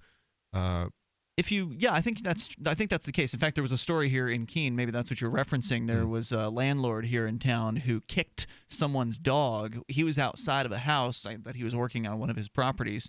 A neighbor's dog ran over into the yard and did some sort of excretion in the yard, and he decided to give it a swift kick. The dog was a very small dog, like a Chihuahua or something like that, something very tiny, and the dog basically died because of the internal organ damage as a result of the kick. Then you've destroyed someone else's property, and I would say that on the issue of property rights, that's a clear property rights violation, and that man should owe some restitution. Value when it comes to something that you love in the way that one loves, a pet, is really difficult to ascribe. So, Sure. For instance, Ian, if I slapped $2,000 down on the table here and I said, I want Jazzy for scientific experiments, what would you say? No. How about $4,000? No. Right. Like, see, All right, what if it wasn't for scientific experiments? What difference would it make? Well, I wouldn't give up Jazzy for that kind of money. I don't think you would. There's probably a price. Conan would have given up G for that kind of money. Oh yeah, $50. But you see, that's you know what? No one would offer me that for G. No, he was a handful.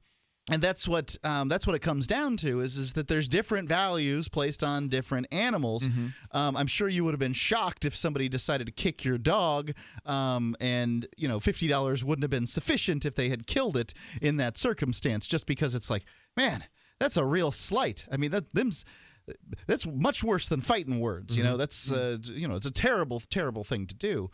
But ultimately.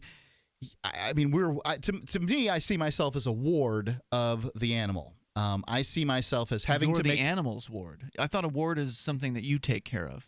Okay, well, I think it goes. I think you can use it both ways. Okay. Yeah. You are the ward, and he is your. Yeah. You check it out just to make sure, but I have heard it used in back and forth. So the best decisions need to be made in a given circumstance. Farmers have to have a relationship to death that is entirely different than, frankly, every other career out there. Especially, obviously animal husbanders. I'm not talking about corn farmers here, but they have to be. They deal with death. I was reading about these Hormel plants where they're processing. I think they said 1,500 pigs per hour, killing and preparing 1,500 pigs per hour. This is the reaping fields, as it were, of pig life, and. I've heard all kinds of stories around farmers and the way that they deal with life, and much of it I can't handle.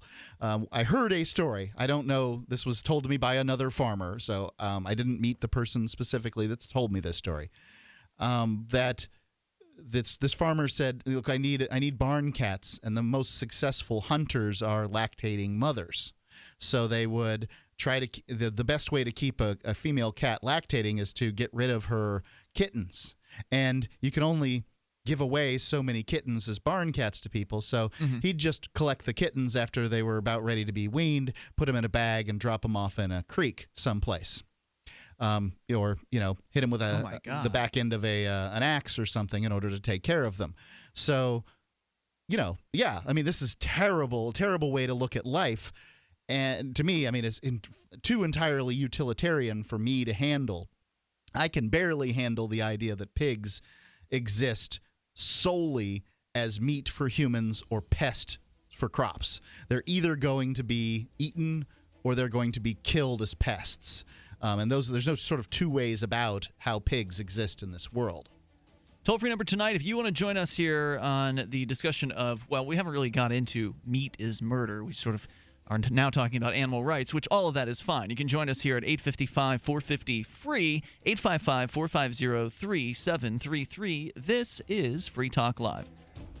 All right, listen up, because this is the most important thing you're going to hear all day. What if I said you could make money flipping houses without any cash, credit, or manual labor? And what if I said you could do it part-time from the comfort of your home? Sound unflippin' believable? Hi, I'm Preston Ely, and I'm going to prove it by sending you a free copy of my smash hit-selling book, How to Get Rich in Real Estate. It sells online for $19.95, but I'm giving away 5,000 free copies this week. To get one before they're gone, call 1-800-961-8439. I used to be so broke. I had my electricity shut off 9 times, but I figured out a simple way to make money flipping houses without even breaking a sweat. Now I'm living the good life, and so should you. Listen, if you're sick and tired of stressing about money, this book could change your life. Hands down, it's the fastest, easiest way to get started in real estate. Let me prove it. Call right now to find out how to get your free book. When they're gone, they're gone. Call 1-800-961-8439. 1-800-961-8439.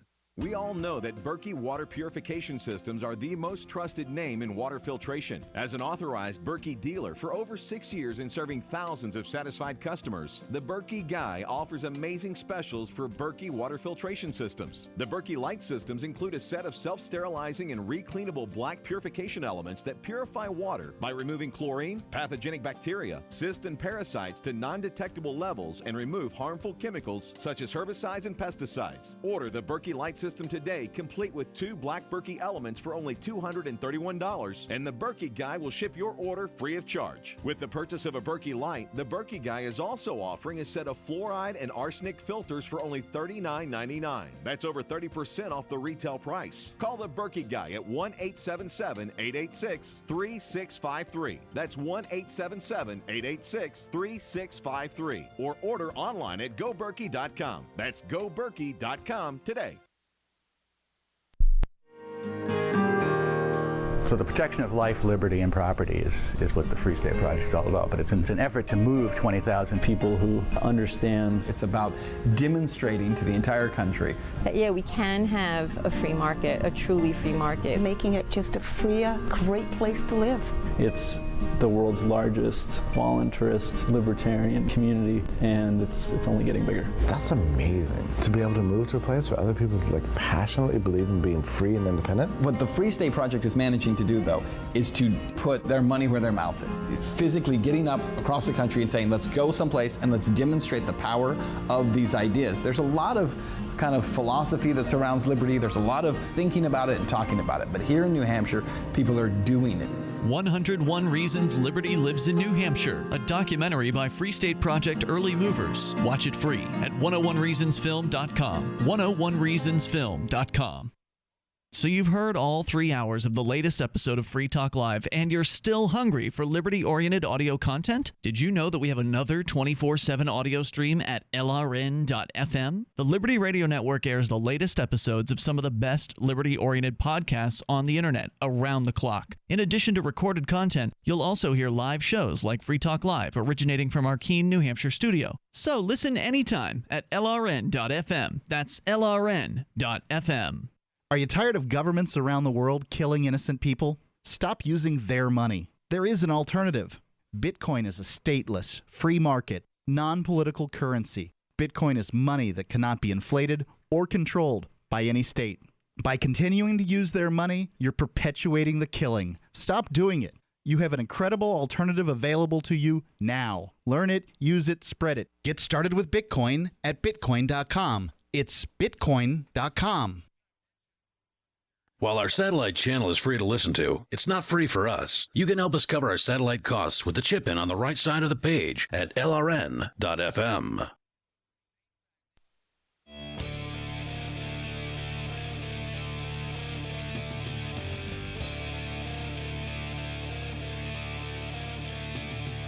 It's Free Talk Live, and you can join us here toll-free, 855-450-FREE. That's 855-450-3733.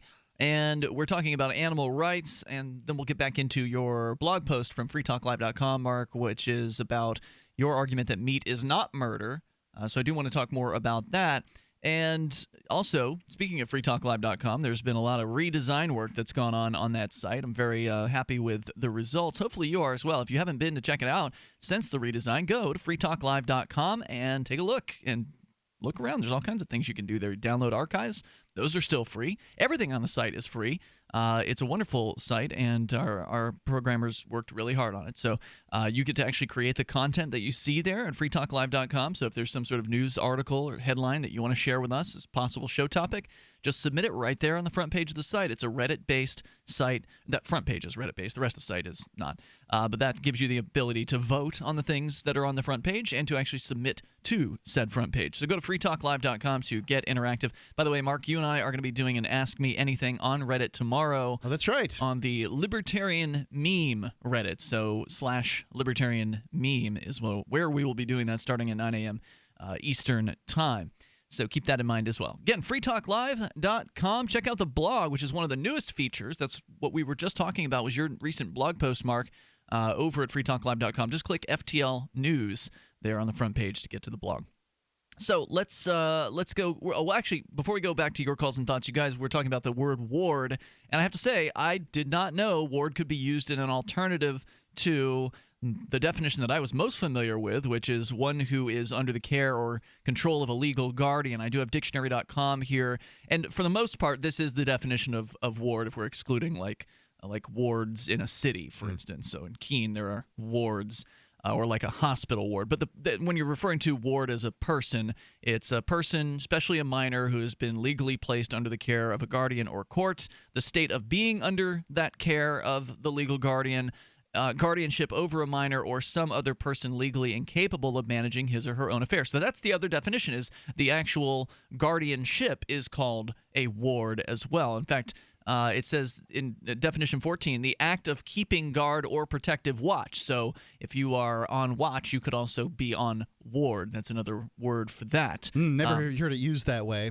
Archaic, the archaic definition. I would imagine 15, it's related to warden. Perhaps. The archaic definition is a company of guards or a garrison. And those are all the noun versions. The archaic verb definition is to protect and to guard. To ward off. Yeah. So, yeah, I guess you're right. It apparently does have a few different definitions there. But for the most part, when you refer to a ward, you are referring to someone who's under the care of another person. So Jazzy is your ward. She is. And you are hers. And you are her warden. I am warding, I guess, Jazzy. I'm protecting her as much as I can. Let's go to your calls and thoughts here. Nathan is on the line via Skype. Nathan, you're on Free Talk Live. How does warder sound? As in you were Jazzy's warder. I don't know, but okay. Okay. Well, I read it in a book one time. Fair enough. One of my favorite fantasy novels. The paladin types are called warders. It is originally from the Old English weird and Middle English warden. So yes, indeed. Go ahead with your thoughts, Nathan. So I was thinking about some of the things you were saying. I have some kittens that I'm currently taking care of, and I lost one, or I don't know if it's dead or not, like a week ago. And my attitude toward that was certainly, and okay. I'm not sure what came of it. So I'm not, I don't exactly share the attitude of the guy you were talking about with the club, and just on that, I think cruelty toward animals is a sign of sociopathy, or at least that's what I've heard. So I don't know. I think cruelty is, I think that there's a distinction between cruelty and killing. And what about someone who just loses their cool and smacks their dog in the mouth versus someone who's actually like pulling the wings off of an insect? Because they want to see what happens, or they want the bug to experience pain. I think that that rational people can see that somebody who loses their cool isn't the same as somebody who finds joy in repeatedly going after animals. But it's both forms of cruelty. And do you treat the two differently? I think is it just both cruelty? I think we're moving from a world where being cruel to other beings is acceptable to a world where it's not, and that we need to be careful on that path to not be cruel while preventing people from being cruel. And that's kind of the point I'm trying to make with this lady who duct taped the mouth on her dog. Is that so is there a right not to? So is there a right to refrain from cruelty? Like for example, Ian says that his standard is, well, can you claim the right you're talking about? Doesn't an animal kind of indicate that it doesn't want cruelty, right? Like when it sort of runs away from the bat or whatever. An animal will indicate all kinds of things, though. Like for instance, my animals are cruel to each other all the time. Good point. Try to stop a 550-pound sow from biting a 500-pound sow in the ear, the butt, or the tail, or whatever. Honestly, I can, and I do, because they understand who's boss. If you've ever, seen the pecking order in effect, I introduced some ducks to my chickens, and the little duck has stayed little because it can't get any food to eat. I mean, this poor girl is getting her butt run around. I'm surprised she still has her eyes. And chickens, the these cruelest cruel animals in things. God's green Yeah, earth. They're just little dinosaurs. Yeah, soulless creatures. But pigs, people have related them to 3-year-old kids.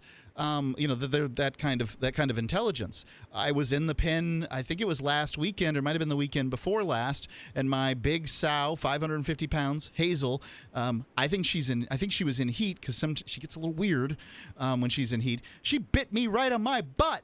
Like, I turned around, and I think she was hungry, and I was passing out food, and I wasn't giving her what she considered to be a sufficient quantity, and those hormones are raging, and she gave me a good chomp right in the rear end. I turned around, and I said, "Hazel!" And I was ready to physically lay into this animal, this is an aggressive act on the part of this animal. It wasn't like a little nibble; it was a chomp. Huh? She didn't take a piece of my butt out, but it was a bite. She bites animals all day long. This is her role as chief sow, and so she's pretty good at it. I have a final question. So I have a final question for you, Mark.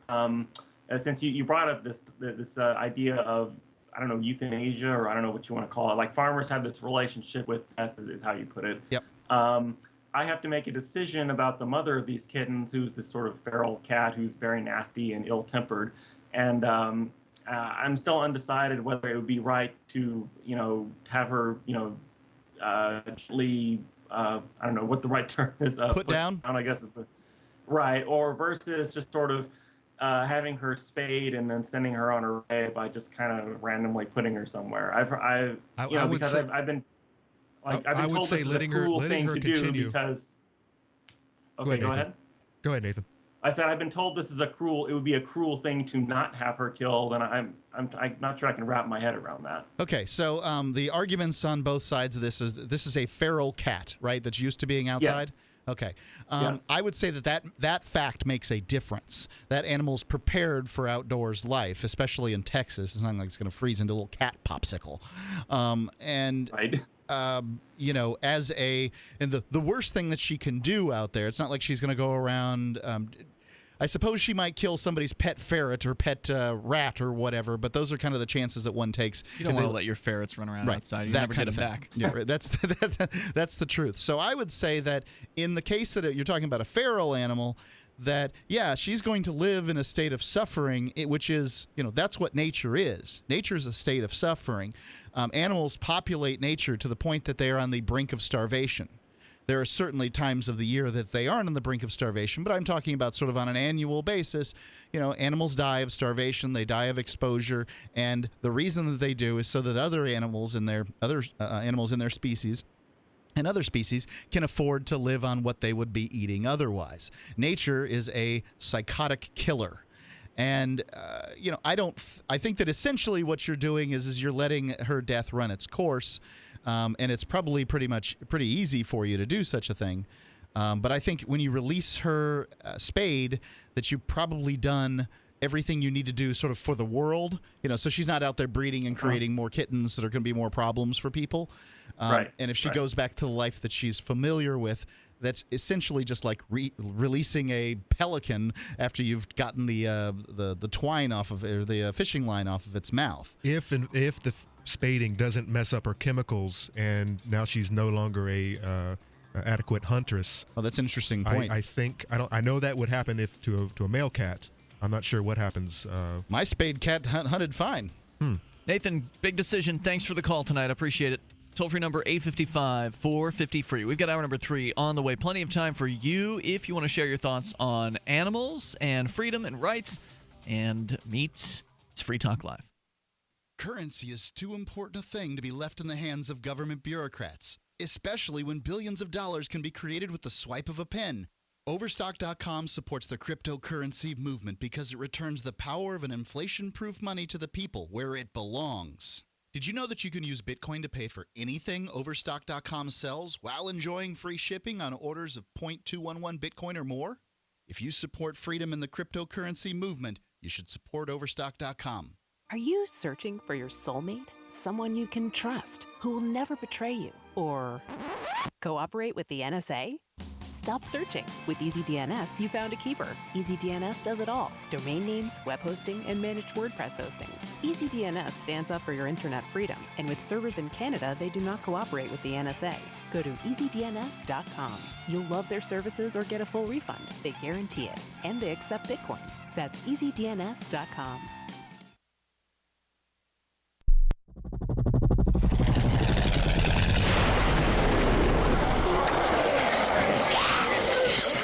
In Survivor Max 2, School Bites, Max must scavenge through a wasteland swarming with the undead. Desperate to find the medicine he needs, he discovers a community of survivors at his former school. Has he finally found the safe haven he's been looking for, or will he discover that school bites? Look for Survivor Max on Facebook, read reviews on Amazon, and read Chapter 1 at survivormax.com. LRN.FM is proud to announce our official listening apps for Android and iOS devices. Now you can easily tune into our streams anywhere, anytime on your smartphone or tablet. Just visit apps.lrn.fm or search for LRN.FM in the Android or Apple app stores. Please download, rate it 5 stars, then share the link on social media, and let your friends and family know how you're listening to LRN.FM. Download it now, free at apps.lrn.fm. That's apps.lrn.fm. You're listening to the live edition of Free Talk Live. Hour number 3 is next after the news here on the Liberty Radio Network at LRN.FM. From Keene in the Shire, the Liberty Media capital of the world, this is Daryl W. Perry, host of FPP Radio News for Tuesday, December 1st, 2015. Silver is trading at $14.21 per ounce. Gold is valued at $1,070 per ounce. And according to BitcoinAverage.com, the average price of Bitcoin is $363. AntiWar.com reports last week the Pentagon announced an undisclosed number of troops had been suspended over the attacks on a Doctors Without Borders hospital in Kunduz, Afghanistan, but analysts reading through the conclusions of the internal investigation say it raises a number of unsettling questions. With the attack shrugged off as a combination of human error and some technical problems, the Pentagon seemingly viewed the matter as closed, but the sheer number of mistakes has many calling the conclusions flat out incredible and suggesting that the Pentagon is intentionally disregarding standard procedures in Afghanistan. The analysts note the official narrative rests on the idea that the attacking warplane had taken off without a no-strike list, then had to dodge a non-existent missile, never corrected its targeting systems, and when ordered to attack a target at empty coordinates, chose to attack the closest large building even though it was out of view of the troops who claimed to be under attack. The targeting system problem is particularly grievous as indications are it was a trivial adjustment to make, but even all of this could have been mitigated except for a technical failure that left the plane without electronic communication, another in a long line of unlikely problems that, according to the Pentagon, aligned and led to them attacking a site they were explicitly forbidden from attacking. Though the Pentagon seems to have more or less ended the matter with this, it's likely adding to the calls, particularly from Doctors Without Borders, to conduct an international investigation since the Pentagon's probe is not particularly credible. For nearly 40 years, Roberts & Roberts Brokerage has been a trusted source for buying and selling precious metals like gold and silver. They also take Bitcoin for precious metal purchases and have permanently removed the minimum purchase amount for all orders paid in the digital currency. Call Roberts & Roberts today for knowledgeable advice on buying and selling precious metals and a forward-thinking approach to new technologies. 800-874-9760 or visit online at rrbi.co. UPI reports the Federal Reserve Board approved a rule Monday prohibiting the government from extending emergency loans to too-big-to-fail companies. The practice of intervening with loans was essential during the global financial crisis of 2008 and 2009, but was formally abandoned Monday to keep within the confines of the Dodd-Frank Act passed in 2010. The new limits, taking effect January 1st, mean the Federal Reserve is only allowed to loan money to programs and facilities with broad-based eligibility that have been established with the approval of the Secretary of the Treasury, according to the Federal Reserve statement. By broad-based, it refers to any method not designed to aid ailing firms and must be available to at least 5 business entities. Federal Reserve Chair Janet Yellen said the 2008 extension of up to $85 billion of credit to AIG, an international insurance company imperiled during the financial crisis, would have been prevented by this new rule.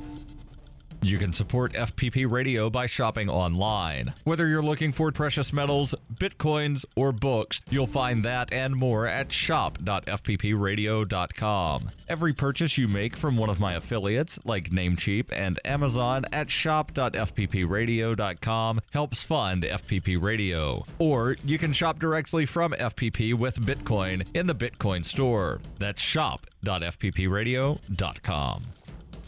Reuters reports the White House announced changes to the U.S. visa waiver program on Monday so that security officials can more closely screen travelers from 38 countries allowed to enter the United States without obtaining visas before they travel. Under the new measures, which were prompted by the November 13th attacks in Paris by militants from the Islamic State, the Department of Homeland Security would immediately start to collect more information from travelers about past visits to countries such as Syria and Iraq. White House spokesman Josh Earnest told reporters in Paris the changes will enhance our ability to thwart terrorist attempts to travel on lost or stolen passports. The DHS would also look at pilot programs for collecting biometric information, such as fingerprints, from visa waiver travelers, according to the White House. The DHS would also ask Congress for additional powers, including the authority to increase fines for air carriers that fail to verify passport data, and the ability to require all travelers to use passports with embedded security chips.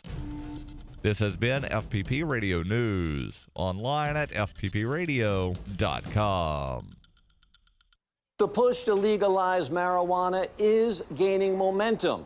These prescription doobies will do a whole lot more than just give patients a case of the munchies.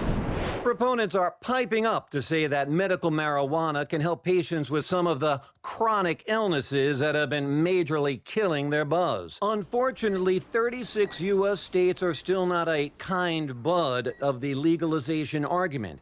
But in states that do have the plan, the results have been, well, pretty far out, man. Patients nationwide are bluntly asking state legislatures to finally mellow out so that they and their doctors can work jointly to stop the suffering that's making a hash of their lives. So it's clearly an issue that means a lot to these patients. So states shouldn't toke their time with this policy. We'd be upset if patients had to wait a long time. This is the Onion News Network.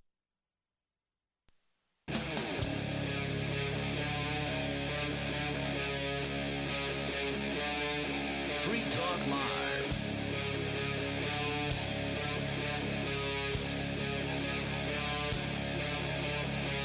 This is Free Talk Live. We are launching into the third hour of this evening's program. We do it live 7 nights a week. You can join us any old time you want over at freetalklive.com and on over 160 radio stations from coast to coast. So however you're listening to the show, we're glad you're here. With you in the studio tonight, it's Ian. And Conan. And Mark. And we're going to go right back into your calls and thoughts. But we just barely scratched the surface mark on a blog post you made about meat is murder, or you're saying it isn't murder. That's correct. So we'll get into that. But first, Dave is in New Hampshire, and Dave, you're on Free Talk Live. Go ahead with your thoughts. I wanted to let you guys know of a legal victory in New Hampshire for a Free Stater. I guess is very recent. She just posted about it today. Tell me about it. This is Michelle Lavelle. She's probably been here since at least 2008. She's a family lady. About a little younger than me, I think. Very respectable and not the kind of person you think would normally be denied a concealed carry license. But for the last almost, 4 months, she has been fighting to get her license. Interesting. In a shall-issue state. Well, we know that's BS, Mark, because our co-host Derek J. was denied. He was called an unsuitable person, and the Supreme Court affirmed that he was an unsuitable person. So what happened in Michelle's case? I had heard that there was a lady who was denied. I didn't know that she had a success. What happened? Well, they took it to court, and she hired Evan Knappen, who is sort of the Free Staters' go-to lawyer for... Derek also hired Evan Knappen, and Evan was unsuccessul. Well, yeah, he's not always successful. Even Right. No lawyer is. Not always successful. He's a Free Stater, and he's the go-to guy for gun cases, for Free Staters in New Hampshire in many cases. But they took it to court, and I guess the judge just basically shut it all down almost, after a very short period of time, and told the town they have to give her the license, and so they did. The other issue was that they were, the reason I think this became an issue for her was that they were demanding that she provide phone numbers for all of her references that she was required to provide. And she was refusing to do that because it's not required by law. Mm-hmm. They should have been able to do it by correspondence, and they were insisting on the phone number. So I guess they were going back and forth with her as to whether or not she was going to be allowed to do it without giving phone numbers. And eventually, when she kept not giving the phone numbers, that's when they issued the denial of her license. That's when they decided she was unsuitable because she's just not sufficiently compliant. Therefore, she cannot be trusted with a gun. I guess that doesn't make any sense, but it's another reminder.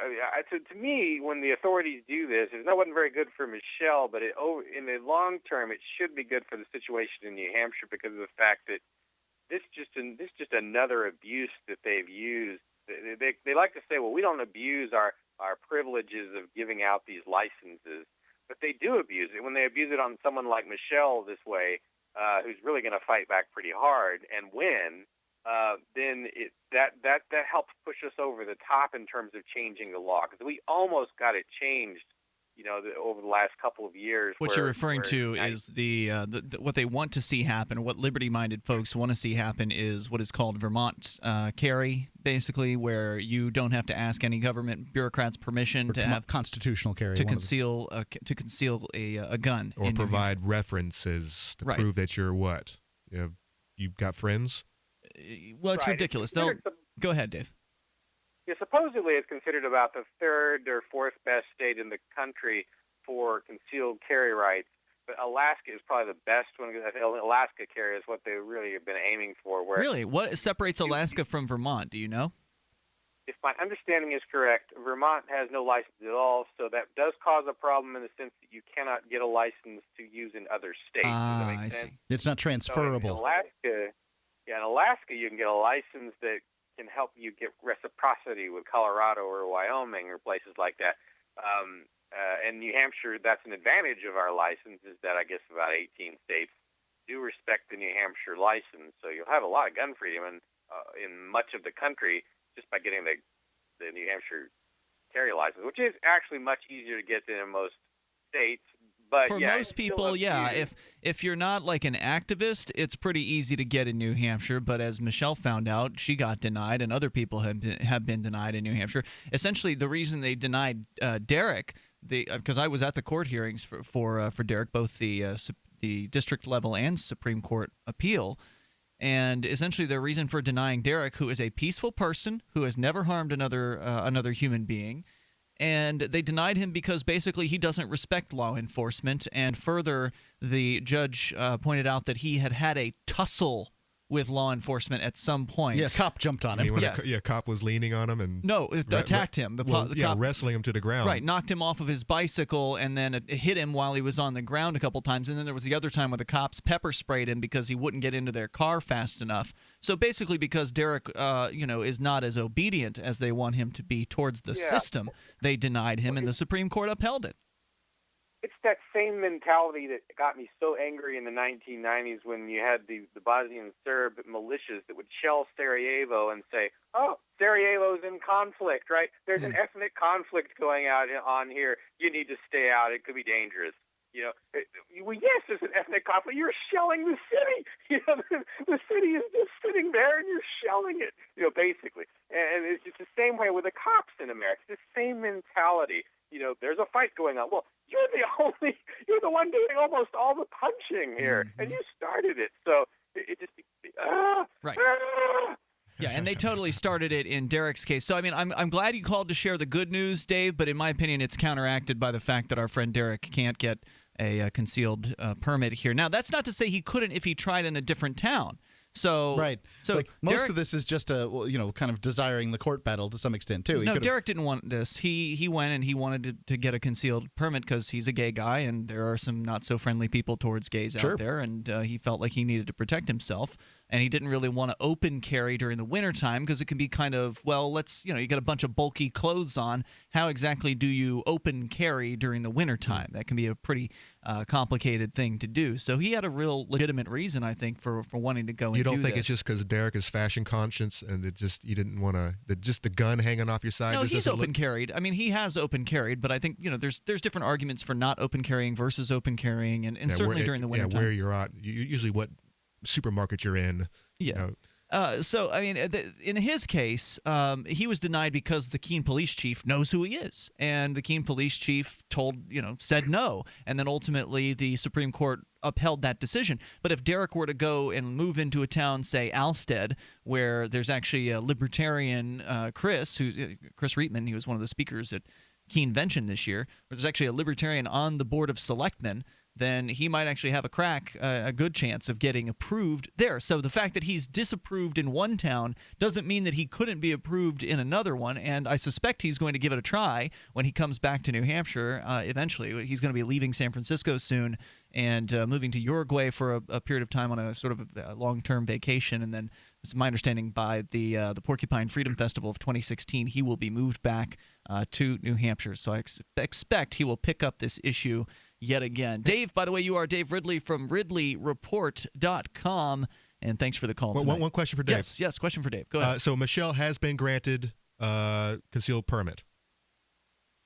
Well, the town, I guess, indicated they would immediately give it, and I think they have already given it to her. And did she ever have to supply those numbers for her references, or is that just dropped? I don't think so. I don't think she had to do that at all. I actually considered just grabbing an application from the police department here and just putting my name on it and giving them their $10 or whatever and just saying, here I am. You'd have to check the statutes and see what the minimum requirements are. I think it's just up to the police chief. He can just decide or not decide.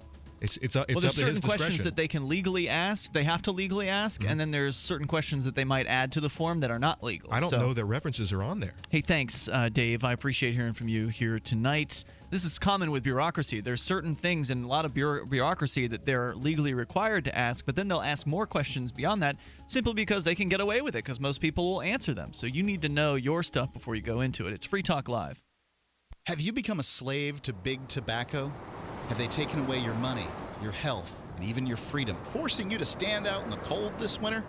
There's an alternative. With the help of Jimmy the Juice Man and GiantVapes.com, for less than the cost of a carton of cigarettes, you can make the switch to electronic cigarettes and take back your freedom. At GiantVapes.com, you'll find a selection of high-quality, reasonably priced electronic cigarette hardware kits to get you started, and a selection of delicious, premium, flavored liquid refills from the award-winning Jimmy the Juice Man brand.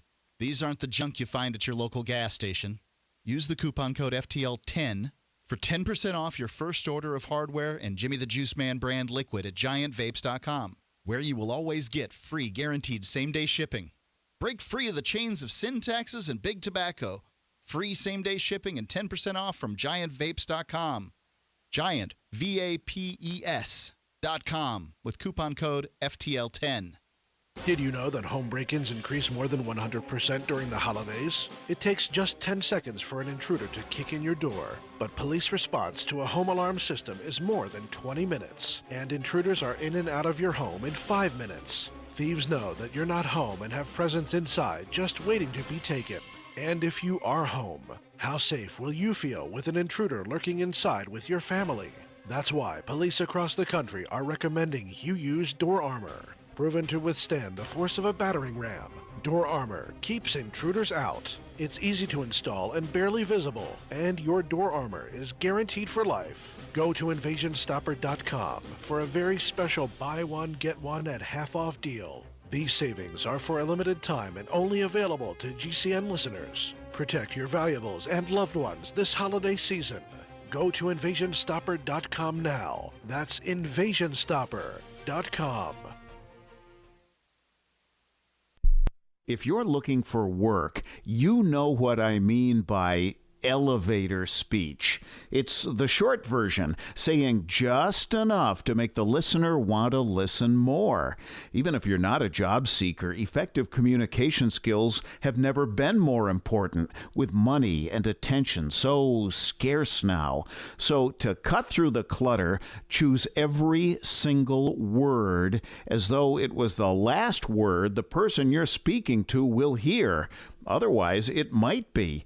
Instead of saying, due to the fact that, say, because. And avoid mispronunciations. Say jewelry, not jewelry, which could offend. Undoubtedly, you don't want to say undoubtedly.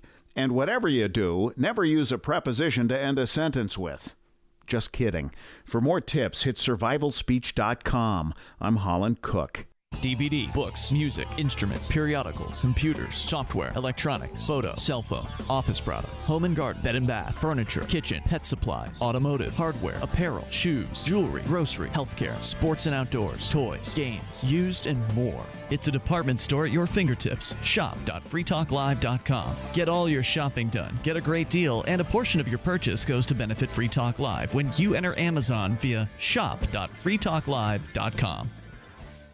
This is your Robertson Roberts Brokerage Daily Precious Metals Update. In early trading on Tuesday, gold is up $3.80 at $1,069 per ounce. Silver is 11 cents higher at $14.23 per ounce. Bitcoin is trading at $362 US. Use coupon code PEACEONEARTH at checkout and help support antiwar.com. Buy silver and support peace at the same time. Call Robertson Roberts at 800-874-9760 or online at rrbi.co. Help get LRN.FM into more ears. Visit promote.lrn.fm for a free bumper sticker, flyers, banners, graphics, and more. Promote.lrn.fm. Free Talk Live, join us. Toll-free number here is 855-450-FREE. That's 855-450-3733. Skype username's LRN.FM. Joining you tonight, it's Ian. And Conan. And Mark. And you can join us online. Just go to freetalklive.com. You can get your online shopping done at shop.freetalklive.com. Don't bother with the stores when you can go to Amazon and just get it taken care of. There's also a link to Walmart there, but the Amazon's the one that most people use. In fact, I've never gotten a check from Walmart, so I don't even know if that works. But it supposedly does. Go to shop.freetalklive.com, and you can link into Amazon Canada, Amazon UK, and Amazon US. Just buy whatever it is you need to get. Free Talk Live gets a decent percentage of the purchase price when you enter through shop.freetalklive.com. And it's the same Amazon experience, the same huge selection, the same Prime and free Super Saver shipping deals, and also the same prices. So there's no real difference for you. It's just that the difference is for us in that Amazon doesn't keep all the profits. They send some to us when you go and start your shopping through shop.freetalklive.com. Okay, so let's get back into animals and specifically meat. Mark, there's a big campaign out there over the years saying meat is murder. You have written a blog post at freetalklive.com on the FTL News section, on our blog section, that is rebutting that? Yeah, yes, I'm trying to discover this all for myself, and I think I've come to some conclusions. So I'm going to just start here with the blog post. So I had to put my cat down today, And this was written a few days ago. Had to put Moosh down, and he was a good boy, and he was sick, and he'd been sick for a very long time. And it's better for everybody if finally that happens. Now, most people have had to deal with this, and they understand that, there comes a time when this is the best choice to make. There's some people out there that say, no, still it's killing. Obviously, I'm not talking to those people. But for people that believe that it's okay for humans to come to a conclusion in the best interest of the animal that it's time for them to die, that's who I'm talking to. So it usually, there's a vocal minority who have a big problem with killing animals for food, but they wouldn't have a problem with this. Sure, it's a mercy killing. So this obviously their concerns center around death and suffering. They equate death and suffering, and they're totally different things, as evidenced by my unpleasant chore today. Well, the cat was suffering, and that's why it was put to death. Put to death, the suffering stops. Right. So what's bad? Death or suffering? Suffering. Suffering's what's wrong. That's how I see this. First I want to say, look, I'm not out here bashing vegetarianism. I think that vegetarianism's, a healthy choice, especially if you can, get protein from different places. But I'm not here to talk about diet. I'm not attacking vegetarianism from a diet standpoint, nor am I saying that people with empathy are stupid little bedwetters. I think that empathy is what makes us human, and at least good humans. But I'd say also that, look, many vegan types wouldn't say that eating meat in and of itself is bad. Like, for instance, if an animal dies and you choose to dine on its flesh, they may say, well, that is repugnant. But they won't say it's sort of immoral because the animal's not using the flesh anymore. Right? Do you get the idea? So the death is something that all living things are going to face. At some point, there's no getting around it. The question is when and how are we going to die?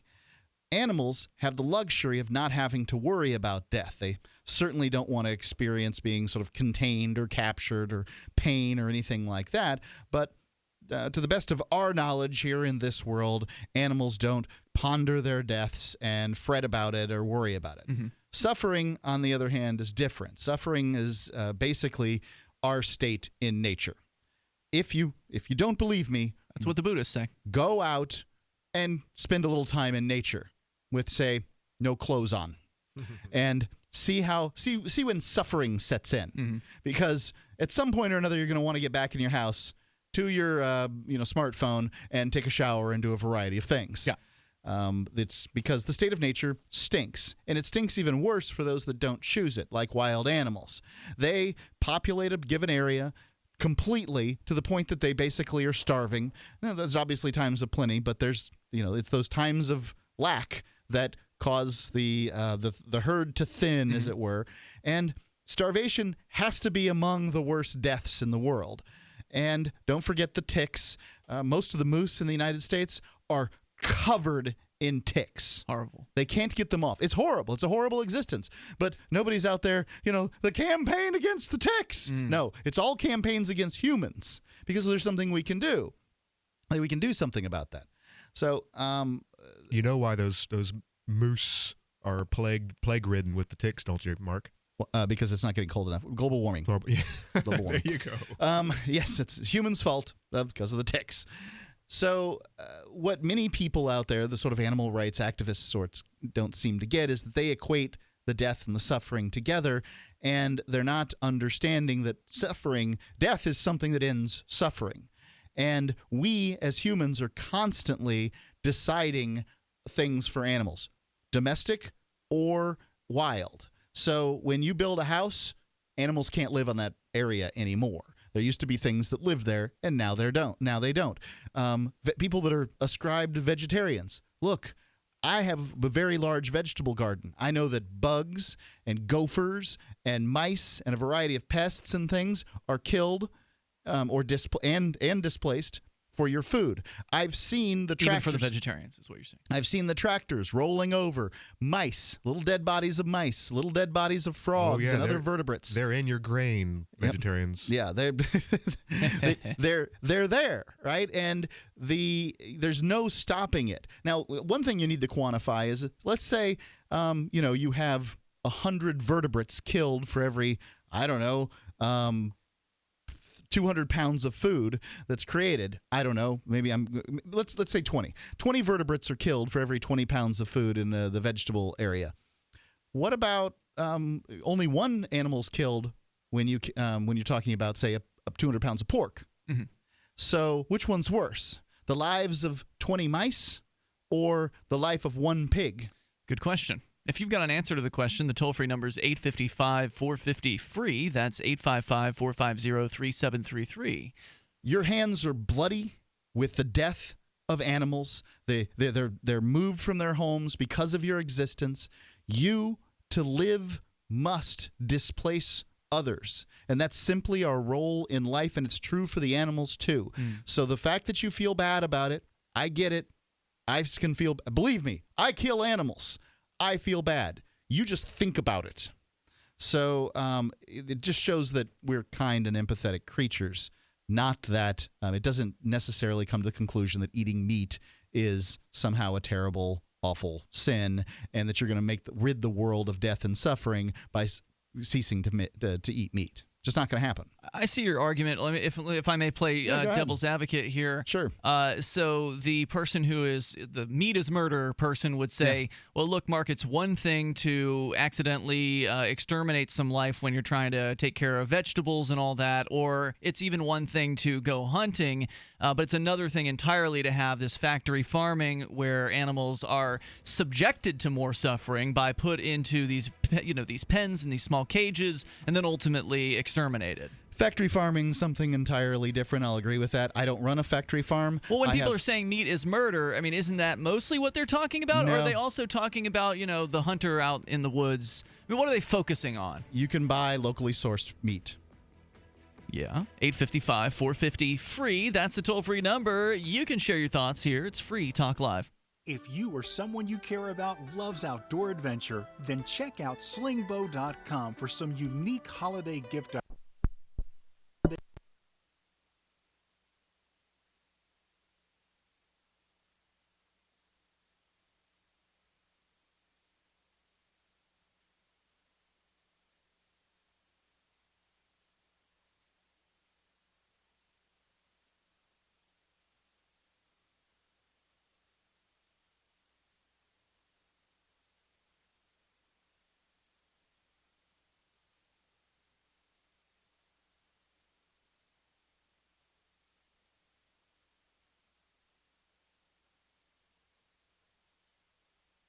Choice format. So whether you're a plumber, electrician, general contractor, or other construction-related trade, ContractorExam.com will help get you prepared. Visit us at www.contractorexam.com today.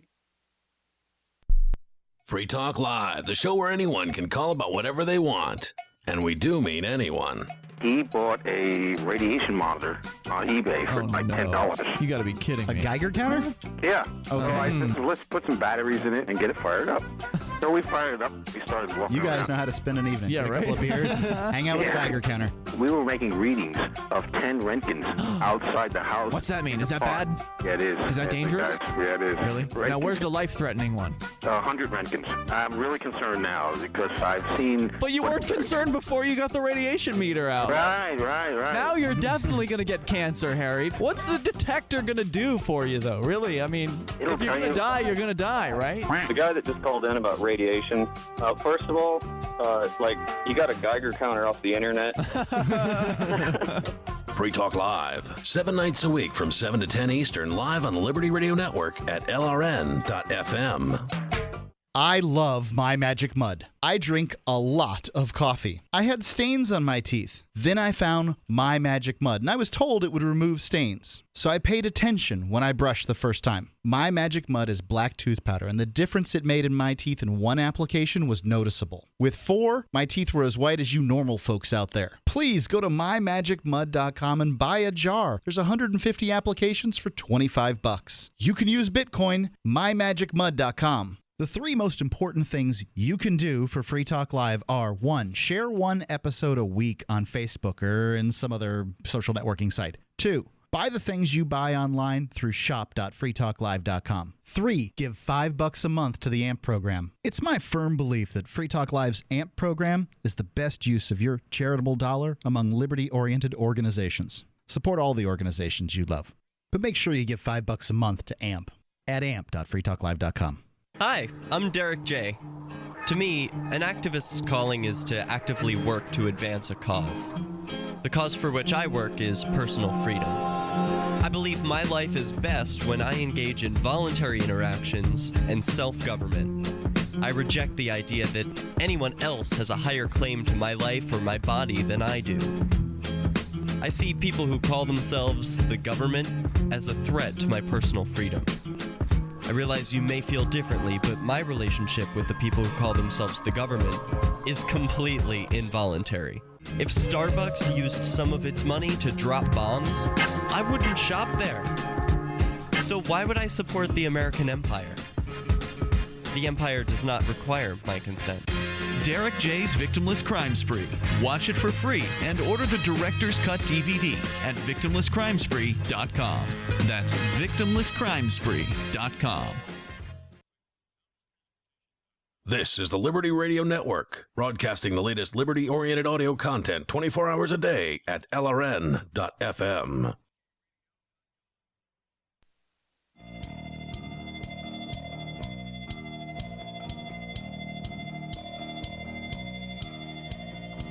It's Free Talk Live. You are welcome to join us here toll free, 855-450-FREE. That's 855-450-3733. We've got Skype as well. Skype username is LRN.FM. You may bring up whatever happens to be on your mind. Doesn't have to be a discussion about animal rights or whether meat is murder. That is the blog post, Mark. You made that meat is not murder, you say, over at freetalklive.com on our new blog, which you can access by clicking FTL News. And I'm debating, should it say FTL blog? I mean, the argument against it saying blog is that some people don't know what a blog is, I guess. People don't know what a blog is? I don't know. Our listeners? Yeah, I feel like maybe it should say blog because we're talking about it as though it is a blog, and then we're telling people to click on something that doesn't say blog. So that may change in the near future. But anyway, if you go to freetalklive.com, click FTL News, you'll get access to Mark's most recent blog post, as well as some of my highlighted posts from Free Keen. So last year I went to Anarchapulco, had a fantastic time. It's the world's first and largest anarcho-capitalist conference. Speakers this year are even bigger names than they were in the first one. Jeff Berwick's putting it on. Obviously, he'll be speaking. And, you know, he gives some of the best speeches that are just simply off the cuff. Just it's amazing to see him do it.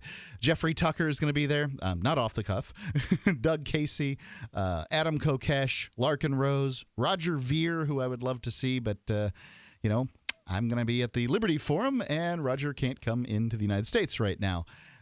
Mark Victor, Barry Cooper, excited to see him. Dana Martin, who is the unschooling mother who, you know, she seems to get most of the gigs talking about unschooling, it seems like. Yep.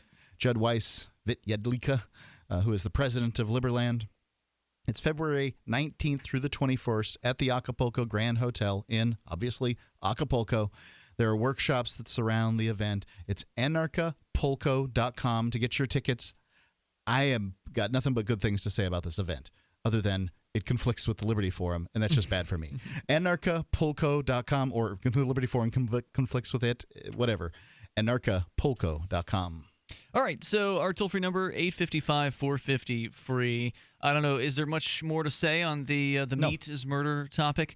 You're certainly still welcome to call in about it, 855-450-3733. Conan, let's change gears and talk about sex, specifically why some ladies fake orgasms. Which it's very interesting. Where I mean, could you ever imagine how often do men fake?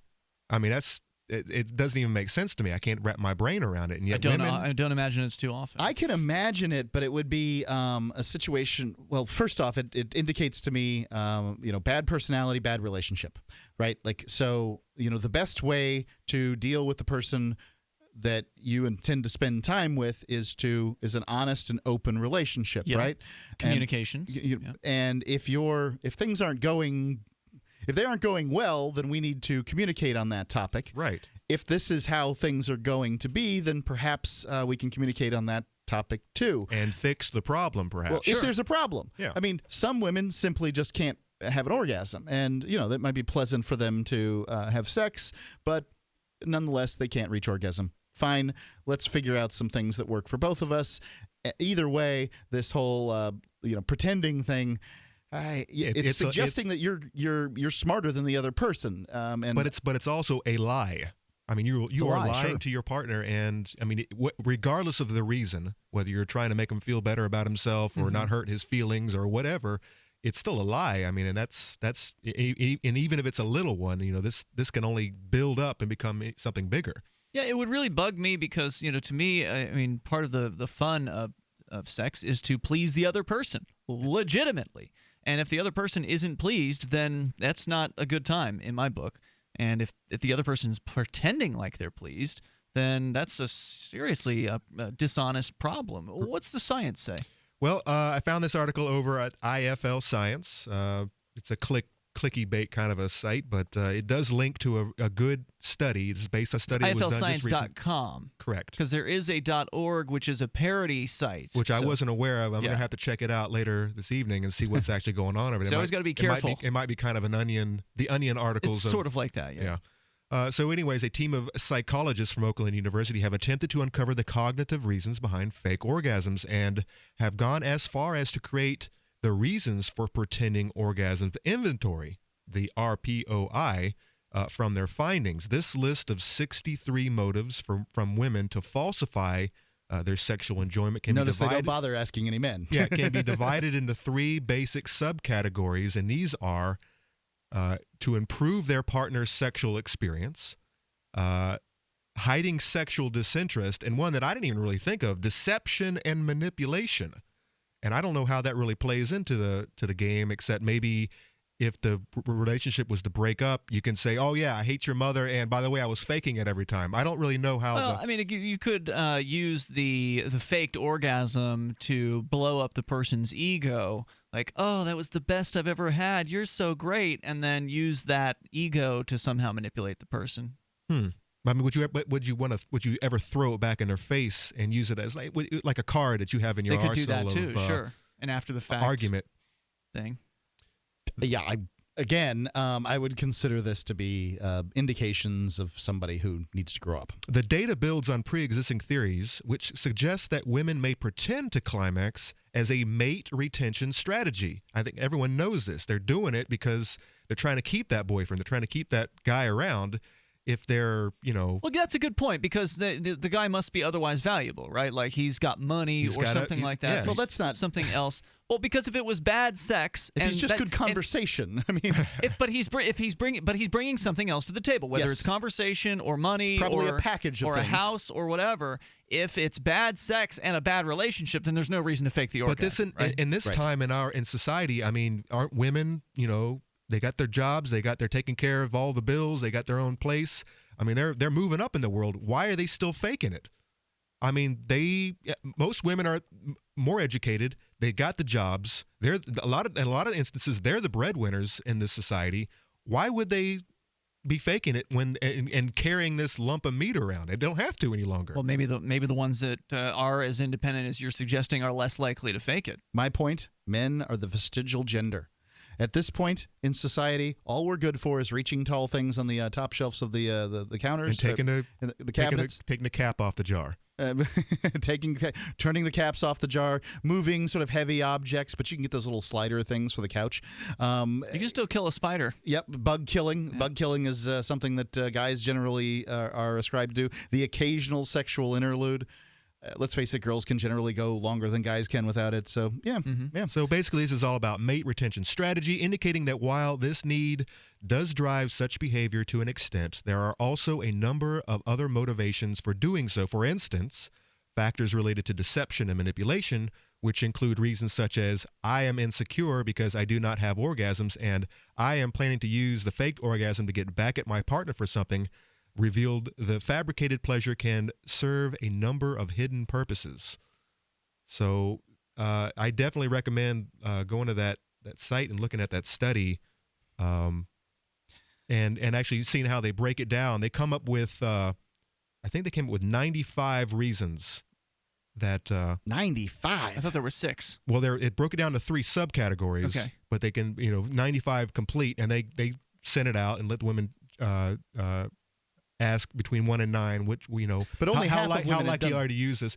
Well, yeah. They determined that at least half, 50% of women have at least once in their lives faked it. Okay, so doing it one time to me doesn't sound like that's.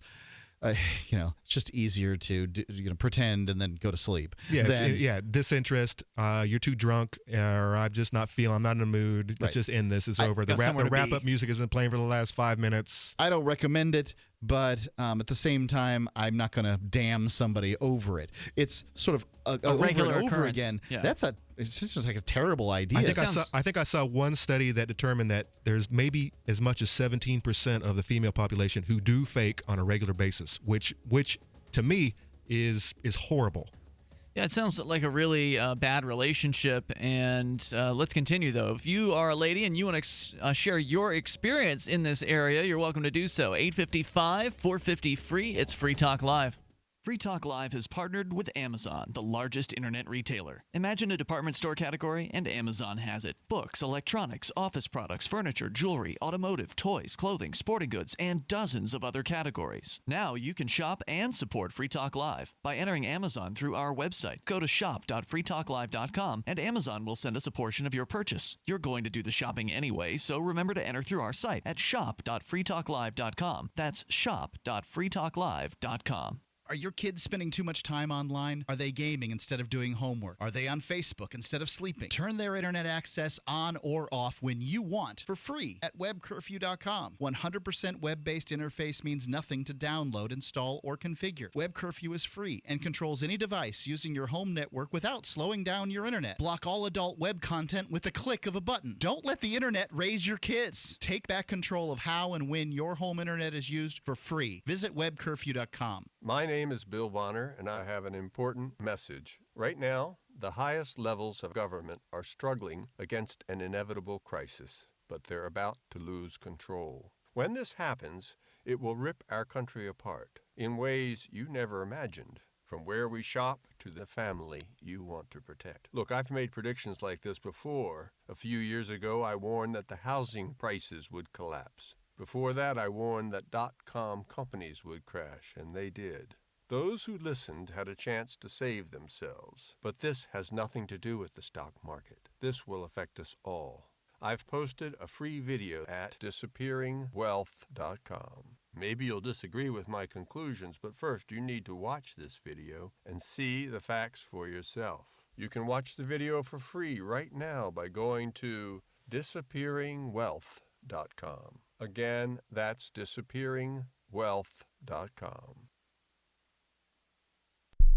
If you are successful at what you do, whether you're a doctor, a lawyer, a business owner, or you have a great career, you understand the concept of protecting yourself. Well, are you protecting yourself, your family, and your assets with quality term life insurance? Consider these possible rates. A man age 45 non-tobacco user could obtain $1 million of coverage for as little as $75 a month, and this rate is fixed for the next 10 years. We specialize in policies of 5 $500,000 and above. A man aged 50, non-tobacco user may be able to obtain $500,000 of coverage for as little as $115 a month. And this rate is fixed for the next 20 years. We have great rates for smokers, too. Call the Term Lifeline now. 800-872-0403, 800-872-0403, 800-872-0403. You can listen to Free Talk Live on the radio, podcast, satellite, webcam, and our live streams. But did you know you can listen to Free Talk Live from any phone, anywhere? Add this number to your phone, 213-493-0308. It's a long-distance call, so make sure you're familiar with your phone's calling plan. The Listen lines are airing the latest episode of Free Talk Live 24 hours a day, including our live shows. Call 213-493-0308. That's 213-493-0308. Ross Ulbricht was convicted in early 2015 of running the infamous Silk Road Underground Market. The Silk Road was a gift to humanity and helped reduce the harms brought on by drug prohibition. For this good deed, Ross has been sentenced to life in prison with no possibility of parole. Now, an appeal is Ross's only chance, and he needs your support. Please visit freeross.org, where you can contribute via various methods, including Bitcoin. Visit freeross.org. That's freeross.org. You can sign up to receive the latest about the Liberty Radio Network via our email updates at updates.lrn.fm. That's updates.lrn.fm.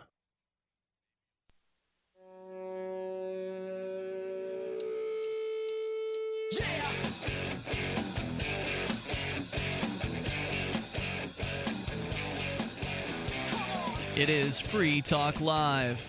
Have you faked an orgasm, ladies? And if so, what was the circumstance? What was your motivation for doing so? Conan's citing a study that says there's obviously a lot of different reasons why women fake orgasms. So maybe you want to share your experience with us here. Our toll-free number is 855-450-FREE. Also, Skype username is LRN.FM. It's Ian, Conan, and Mark in the studio. Don't forget, if you like what we're doing on Free Talk Live, you should support the show by becoming a Free Talk Live amplifier, which you can do over at amp.freetalklive.com. AMP stands for Advertise, Market, and Promote. It is our program that costs you $5 a month, and it makes a big difference for us because that $5 is invested into Free Talk Live. It does not go to paychecks.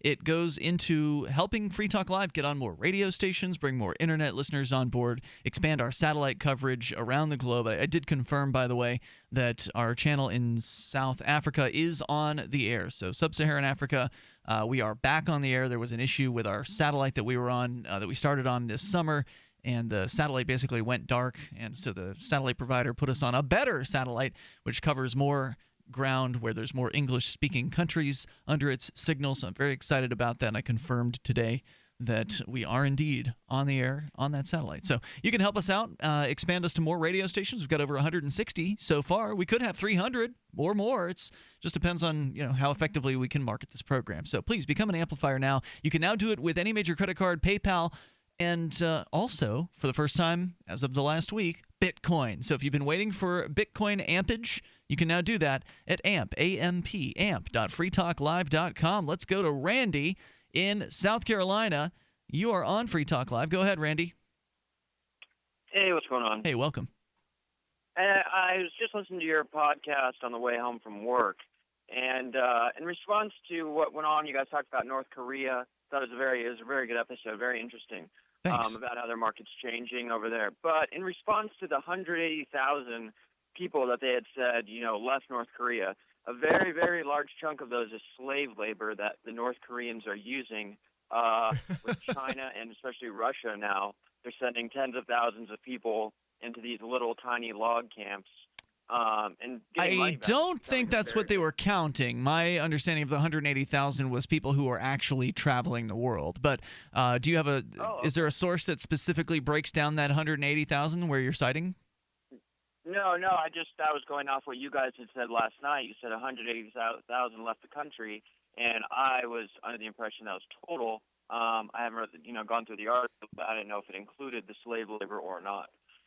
I suspect it does not, but I didn't look at any kind of breakdown. It doesn't sound like you did either. But yes, you're right. There are prison labor people who are being sent out of North Korea into nearby Siberia and other places like that. Yeah, exactly. That's all. I just didn't know if you had known if it broke it down, if that's what's going on. Because if it is 180,000 who are not slave labor, that is really, really incredible. Yeah, and that's why there was a lot of really amazing news in that story. That and again, if you missed the show, just go and grab the archive over at freetalklive.com. Really interesting developments happening in North Korea and positive developments. But yes, at the same time, I think we did mention that there are still prison camps, and they are still. There was a news headline recently about people being persecuted for smuggling in videos from South Korea. So by no means is this some sort of libertopia or anything like that, but maybe they're moving in the right direction, albeit slowly. Randy, anything else you want to share? No, not right now. Yeah. Thanks for the call tonight. I appreciate it. And if you want to check out more about those prison camps, check out the Vice documentaries. There was one where, and yes, thank you. There was one where the Vice guys were actually reporting from Siberia, and they were at one of these North Korean prison labor camps, and they were near the outskirts of that camp, and they end up encountering some of the guards from the camp, and it's pretty interesting. The wardens? I think they encountered both guards and workers. I don't recall. It's been a while since I've seen it. Wardens, I was bringing it back. Oh, the wards, right. So yeah, very interesting stuff. Go and learn more over at Vice.com. They got some great documentaries there. You know who you can thank for all this, right, Ian? For all of what? For all of the North Korea moving up out of the dark ages. I don't know what. Dennis Rodman. He didn't hurt things. He didn't. I would say Dennis Rodman did some pretty good work over there, and that's another one of the Vice documentaries was covering Dennis Rodman. I would think Oons going to school in, where was it? Bern, Switzerland. Switzerland. I think that didn't help or didn't have a negative effect either. I think that helped. It's probably brought him out of the I think that probably was a real shocker and was I think an eye-opening experience for the guy. Hey, speaking of eye-opening experiences, virtual reality is right around the corner. We've been experimenting in the studio with Google Cardboard, and that's kind of cool. Conan, in fact, you tried the Google Cardboard on. No more roller coasters. And it was not a good time for you. Like, it was too realistic for you, right? I do not do roller coasters well. Right. I get motion sick very easily, and I had this thing on for a minute. Yeah. And I can feel it creeping up. And you were actually on like the worst of the worst, because Google Cardboard is like the poor man's virtual reality. For those that don't know, Google Cardboard is a basically sort of something you could make at home if you wanted to, but you can also buy these little kits online. Some of them are actually plastic, and you don't have to put them together, which is the best in my opinion. But for those of you who like to do a little tinkering, you can get the cardboard and put it together. So one of our listeners sent us one of these cardboards that you can put different sized phones in, smaller sized phones. So the one you were using, you weren't using the plastic one. You were using the actual cardboard. And I was holding the device on there so it wouldn't.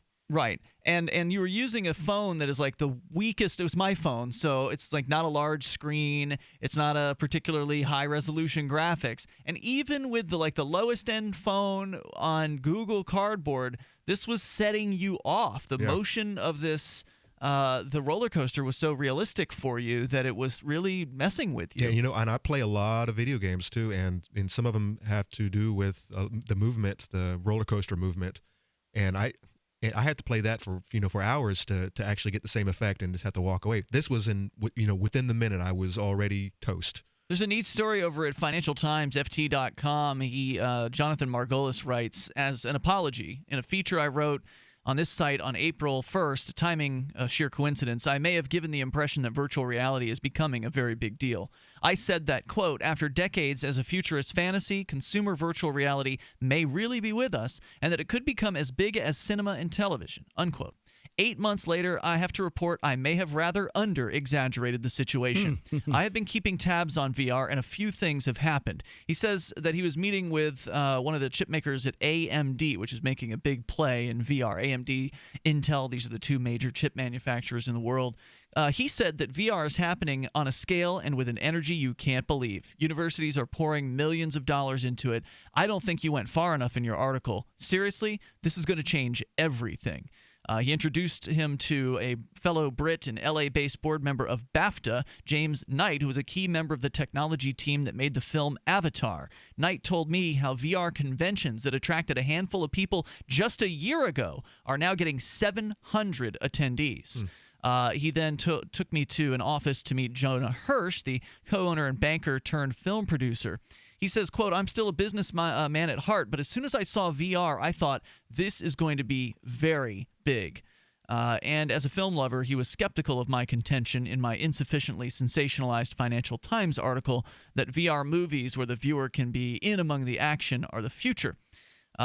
He said that we're looking at a less obvious VR application like this more individual experience. So they showed him, the author here, into a room where a 2-minute educational VR video was presented to him with the Smithsonian National Air and Space Museum. They used VR technology to recreate the Wright brothers' 1903 flight at Kitty Hawk, North Carolina. The film took 6 months to make, so 6 months for 2 minutes of a movie, with computer-generated photorealistic visuals, and every detail overseen by historians. I watched it on a prototype of the much-heralded Oculus Rift VR headset, which is expected out early next year. It was several times more startling than the VR footage I had described in April. It was more than virtual reality. It was pretty much reality.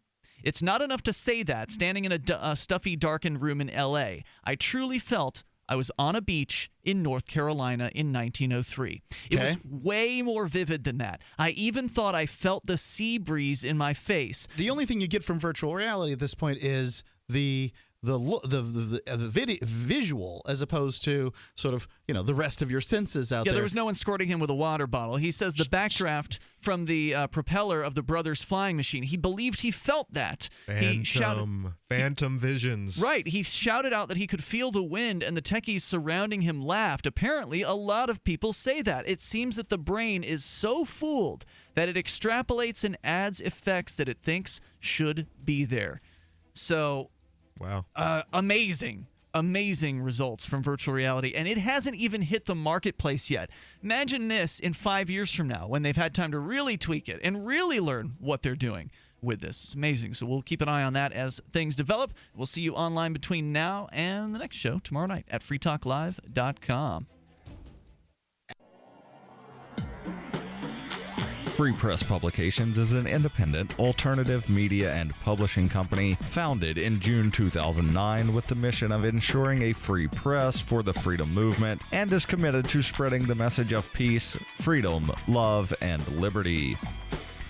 FPP also gives new authors an avenue for publishing freedom-oriented material. FPP brings you daily news and commentary on the website fpp.cc, as well as a daily 5-minute newscast, FPP Radio News, and weekly news, views, and commentary in the FPP Freedom Minute and Peace, Love, Liberty Radio at fppradio.com, and the monthly newspaper FPP News at news.fpp.cc. Find FPP online at fpp.cc. That's fpp.cc, as in Creative Commons. So you've signed the Shire Society Declaration and are planning your move to New Hampshire to be around more liberty-oriented people. Next, sign up for the Shire Society Forum at forum.shiresociety.com. There are a bunch of people there who are already in the Shire, and they want to meet you. If you're already in the Shire physically, you should also come by the forums. Remember, not everyone uses Facebook. New people are signing up for the Shire Society Forum every month, so drop in and say hello at forum.shiresociety.com. Did you know that you